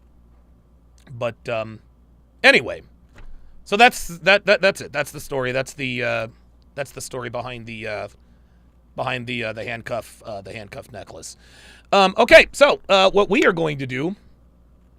Damn, that dude's hairline is extra tight. Damn, hold up. Yo, I'm watching the CONCACAF Gold Cup. There's Alexei Lawless. I don't know who this dude is, but this dude's hairline is crispier than KFC. Of course, I got the crispy hairline all the time. They got the crispy hairline. I got the crispy hairline all the time. Okay, so what we are going to do now is we are going to transition. We're going to transition right to Rumble, where we will watch. I will continue the reaction / breakdown of the Big D, which I'm going to get started after the introduction. I've got to change the graphics and all that good stuff. But at any rate, that is going to do it for this, the 983rd edition of TSR Live. My thanks to all of my patrons, my members, my super chatters. Thank you guys very much for supporting me day after day, week after week, year after year. See you guys on Rumble. Take care.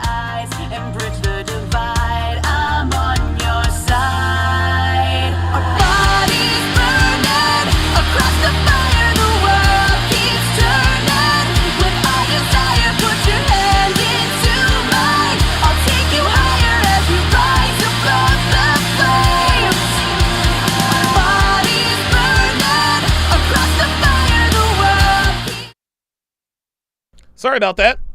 I do apologize.